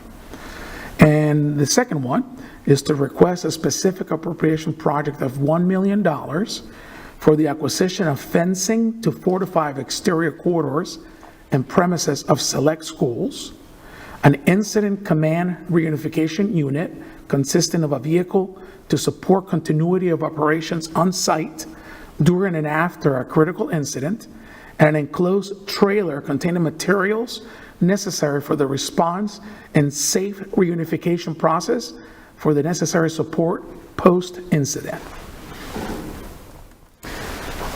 In the area of teacher certification and retention, we're asking to amend section 1012.55B of the Florida statute to exclude school social workers from the instructional staff that must take and pass the professional education exam. We're also asking to amend section 121.0919C, Florida statute, to permit retired teachers and administrators to return to the classroom after 2 months rather than the current requirement of 1 year. Post-Hurricane Ian recovery, the district is making great strides with Hurricane Ian recovery efforts. 75% of repairs are complete. More than 50 properties actually suffer roof damages, which required architect and engineering assessments prior to performing repairs. The legislature's action last year to increase continuing contracts thresholds has reduced the length of the procurement lifestyle for roofing projects. Due to the magnitude of damaged roofs, the district is asking to please provide us with a 1-year extension to the previously approved legislative action found on Florida Statute 287.055-2G, so that roofing projects can proceed using pre-positioned continuing contracts for the remaining of our recovery efforts.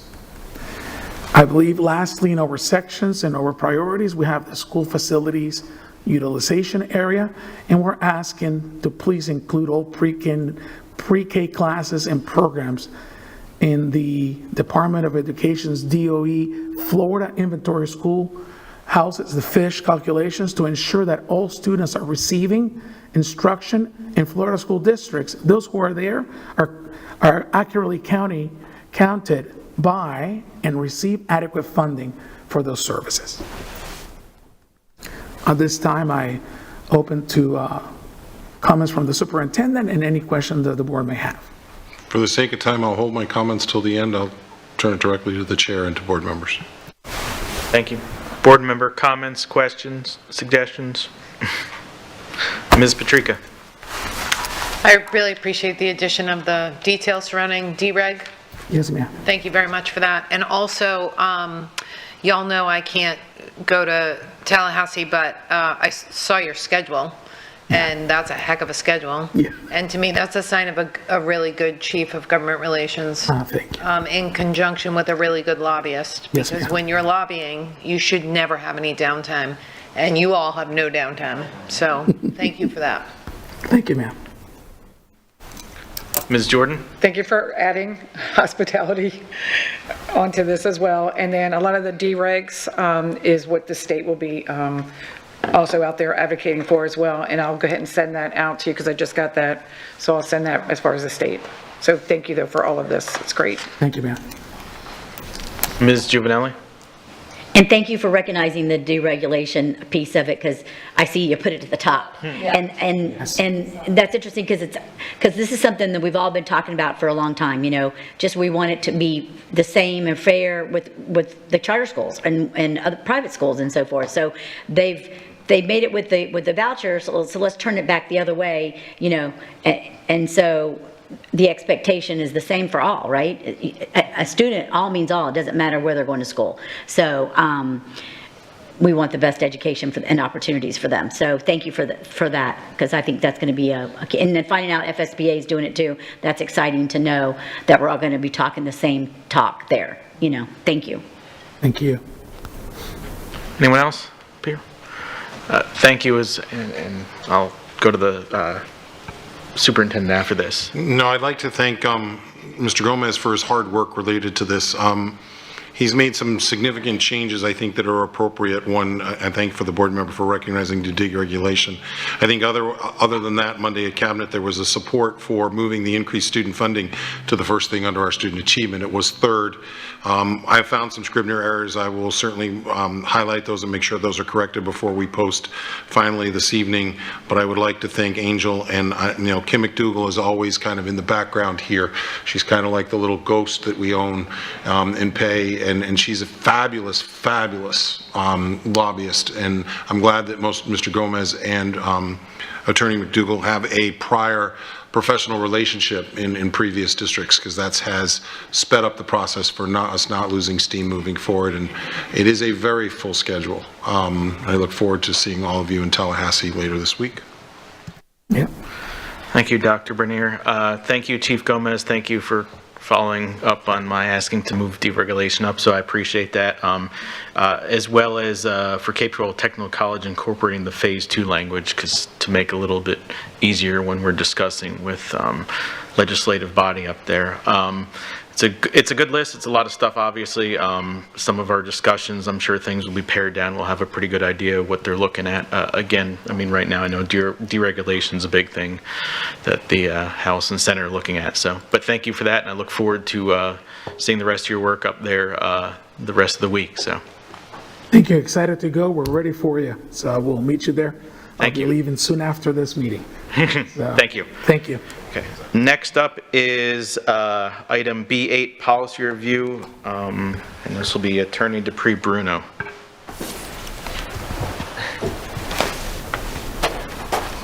Are you up to you yet? Sorry, I figured it's your third time moving over. Ms. Giovanelli? This actually is for the superintendent at this point. We will get the priority list and we'll have copies of all that with us, right? Yes. Yeah, let me make sure. 100% correct. Yes, ma'am. Just one reminder. And have good walking shoes. Oh, got it. Incognito.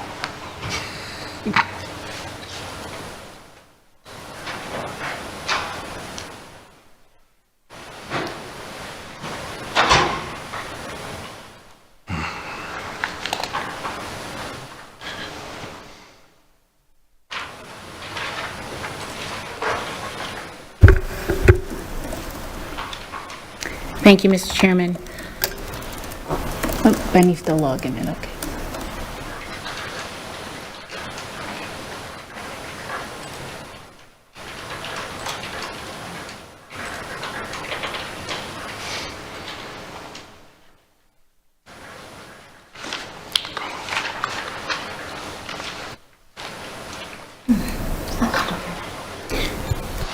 Board members, are there any questions or concerns with regards to the policies? Board? Ms. Jordan?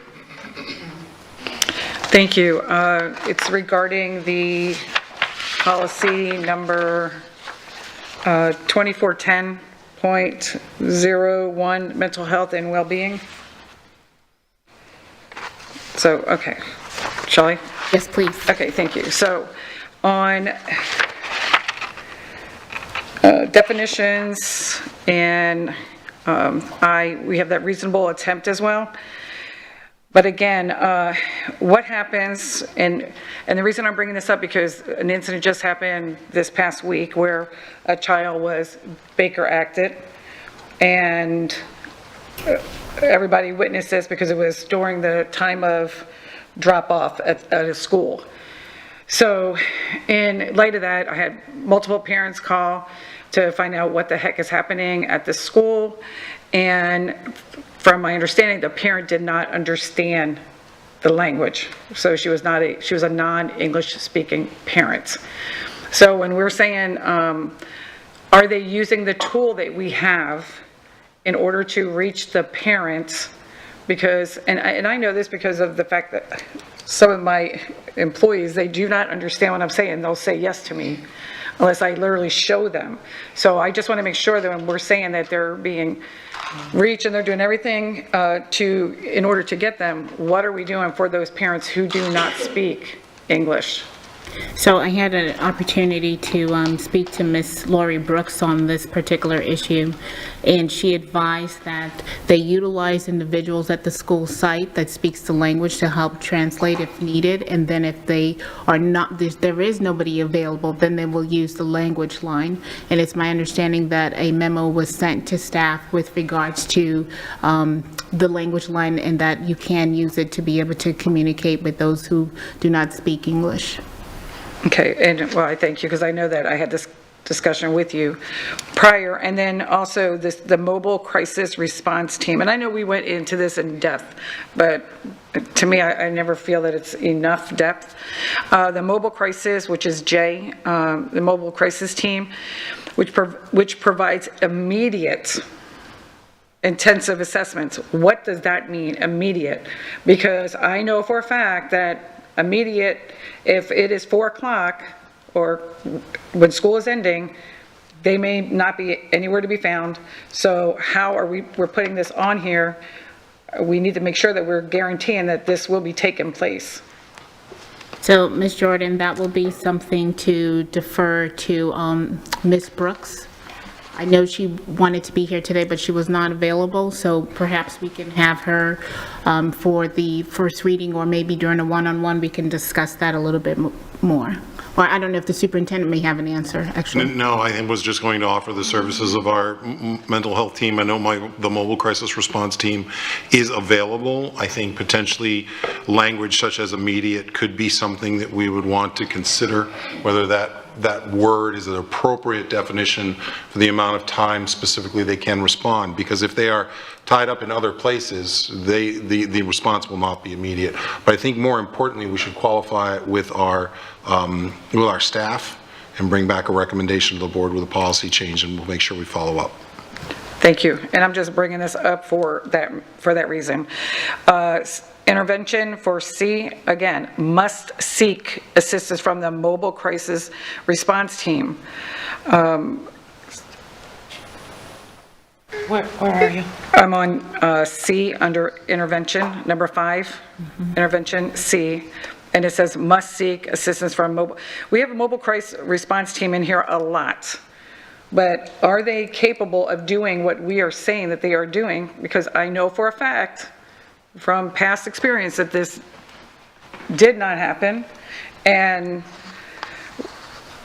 again, if we're putting this in here as our policy, we need to make sure that we can adhere to what we are saying we are doing. So that again is number 5, intervention. C, it's under for de-escalation. Yes, ma'am, I see it. And then under 6B, before the principal contacts law enforcement officers, the principal must verify the school has used the de-escalation strategies.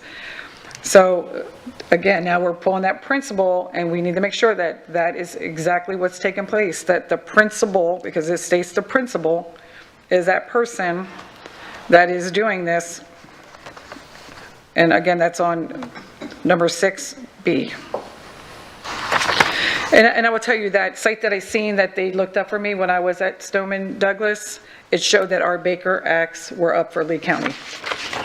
I just wanted to put that out there. And I think that's it, but I just want to make sure that if whatever we're putting on these, that we are making sure that we are doing our due diligence and making sure that we are not, you know, having an elementary child or whatever that looks like going through this, because that's not what we're there to make sure that these kids are in school and they're learning. Yes, ma'am. Thank you. Thank you, Ms. Jordan. Anybody else have any comments, questions, or requested changes at this moment? Okay. Are we ready to move forward, board, then to a first briefing taking into account Ms. Jordan's comments? Attorney Dupree Bruno? Thank you very much, Mr. Chairman. Thank you. Next up will be item C1, which will be public comment. And Mr. Chairman, I do not have anybody listed for public comment for the briefing. Okay. I do not see anyone for public comment either. So next up at this point, we'll be moving on to good of the order and board comment. So I will start on the far end with Ms. Morgan, please. Well, let's see. I did, and you and I were at the same event as was Ms. Patrica, the culinary event at Shangri-La. Oh, and Ms. Giovanni was there also. Was outstanding. The comment I would make about it is that I think everybody should make smaller portions, just like Estero High School did.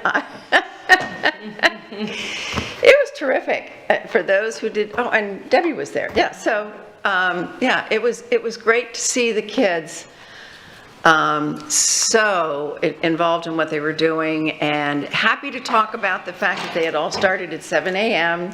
Some had done their prep and their cooking even before the day of the event. So, and it was, I thought, fairly well attended, but I do wish that more members of the public had been aware of the event and had the opportunity to see the kids and their excitement about showing the public how they have practiced and learned their culinary skills. So I will, in addition to that, I will say that, you know me, I'm always about partnerships, and I feel just very strongly that there are a lot of things that we're trying to accomplish in this district, particularly pre and post K-12. So we had our collaboratory Future Makers update today, and there were just a couple of things I wanted to mention from that. The Family Literacy Group is doing a pilot at Tice Elementary, so all of these projects are small, but they involve people working with groups from outside the school district. So that is, and I don't know who the partners are. I didn't get the notes for that, but they're doing an elementary school pilot where students and parents are going to be reading this. ESOL students and parents will be reading the same book and will be talking about the book, and then they will take the book home. So that's just the sort of thing that we're trying to do to help the ESOL students and their families. Boys and Girls Club and the YMCA are working on, they're already working with our kids after school, but now they're working on the data elements, identifying and compiling data on how these programs are making a difference in terms of student achievement in key areas, college and career. And Kelly Thawley's going to have to report on this. They are doing a college and career week, February 5th through 9th, that is geared, has different programs for kids in 8th grade, kids in 10th grade, and kids for junior and senior high school all across the district. So 8th grade is really to introduce kids to careers. 10th grade is to say, these are the opportunities that you have to develop credentials in the district, and then 11th and 12th grade, employment opportunities. So they're really digging into and going younger with respect to getting career in tech going earlier. Grade level learning, they have met with Jennifer Cupid McCoy, and they're trying to figure out what to do, and they're going to have one pilot project, 2 volunteers in 2nd grade. How can volunteers from the community make a difference in 2nd grade literacy? So there's going to start with one school, and working with Jennifer Cupid McCoy, they're going to come up with some specific goals, and they're hoping to start in, I think, January. Early learning is still going through a transition. They're really not doing much. I just bring this up because I think when we're out in the community and we're talking to these groups, we're interacting with these groups that are supporting the different programs, whether it's early childhood, in-school literacy, or after school, or college and career. We ought to acknowledge and encourage people to get involved with Future Makers, because Future Makers really is going to be the hub of, they're the conveners of the working groups that are trying to tackle some of these problems on the community's behalf, but of having a particularly important impact on what we're doing in schools. So just wanted to bring that up, and that's my report. Thank you. Thank you, Ms. Morgan. Ms. Langford Fleming? I have nothing. Ms. Jordan? I'll save most of mine for tonight, but I just want to say, Ms. Morgan, thank you for bringing that up about the tacos. And that Eastleigh actually took first and second place. Forgot to and mention that, yeah. Estero took third. But the excitement of the kids, it was just phenomenal to see how excited they were to just be a part of that day. That was really great. Thank you. Ms. Patrica? So I'm going to give my report now, so you don't have to listen to me tonight. So I've done a few school visits. Principal Cooper out at Bonita Elementary. First, thank you to Dr. Bernier and his staff for using, what's that silver tape called? Duct tape. Pretty duct tape to make the campus nicer, more welcoming for the families and the students that attend that school, while balancing the cost of that against the potential outcome of Castaldi. I know that that's a hard balance, but that's a school I'd be proud to send my kids to today. So thank you for that. And Mr. Cooper, dozens and dozens and dozens of children walked up to that man and hugged him, or hugged his knee, depending on how tall they were, while he was there. Clearly, he loves on those kids and has a staff that does the same. Three Oaks, Principal Walker, I think the best way to describe him is surprisingly self-possessed. Like, I wasn't expecting that level of confidence in a second-year principal. But he knows his community, he knows his kids, and he is all about the rules. And the families, I hear nothing from the families. And I live in a community where I will hear it if they're not liking it. So, so that's good. The tacos, I voted for the winning team. Since I've been in the South, I've tried new foods. I tried grits.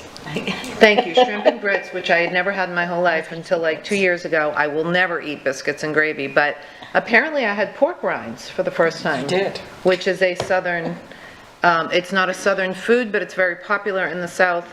And it was the crunch of the pork rind that put the Eastleigh County tacos up on top for me. So that taco thing was super fun. The kids were awesome. And then finally, ITF, Insurance Task Force. I've got another meeting with them tomorrow to talk about health insurance premiums, I believe, what employees will be paying versus what the employer, we the board, pay. I do have to raise publicly a concern that I have brought up to Dr. Bernier in the past, that we are moving very, very, very far away from the interest-based bargaining process. We, in ITF, correct me if I'm wrong, we're supposed to use interest-based bargaining, and then if we can't all get to a thumbs up, not that I'm the liaison, so I don't thumb anything, but I'm there to report back to you. If we can't all get to a thumbs up, then we go to a straight vote.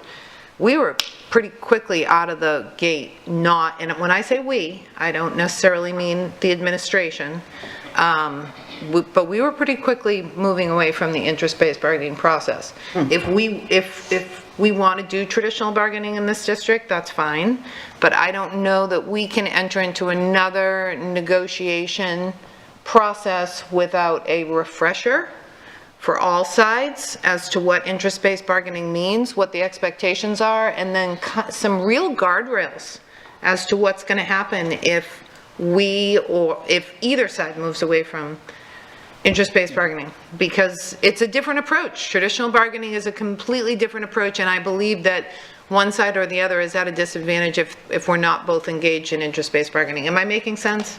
Yes, ma'am. I don't want to lay blame. I don't want to publicly call anybody out, but I wasn't worried about your staff in that room, let's put it that way. I believe that we should, like you are, re-examining master board training. And thank you for that for me, because I've never been through it. So this will be my first opportunity to sit with you as we go through that.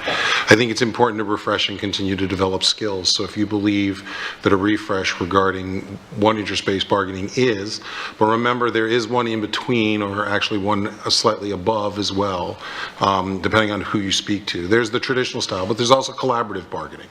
But we have chosen in this school district to move forward with an interest-based bargaining. So I will work with the Chief of Staff and the Executive Director of Human Resources to have some conversations about who might be able to ensure that before our bargaining units get back together, that we're refreshed, or dare I say even recertified, if that's even a case, to ensure that we're clear on what the ground rules are. That was a request that came up at a previous board meeting as well. So thank you for continuing to echo that sentiment. Excellent, those are my comments, thank you. Thank you, Ms. Patrica. Ms. Juvenelli? And I'll just be quick too. I just had a couple of things. I just wanted to, most of us were in attendance yesterday at the Cape Coral Tech's 30th anniversary. That was exciting because they actually talked about their the possible expansion of the campus, and that is really exciting, the growth there, and the possibility of now utilizing the Hector Caffaretta campus, which is right next door. They kind of switched gears from when they moved to the temporary site right now. So I thought that was exciting news, because we got to see it firsthand, and to see the staff that had been there almost 30 years and so forth. That was exciting. And then I actually, this morning, I was at Edison Park's little book fair with helping with that, and then tomorrow I go back with my grandson to have lunch with him and buy his books, actually. I think he has a list. But anyways, one of the questions I actually have that came up, someone asked me about this, is regarding, this is for the superintendent, ESSER funds.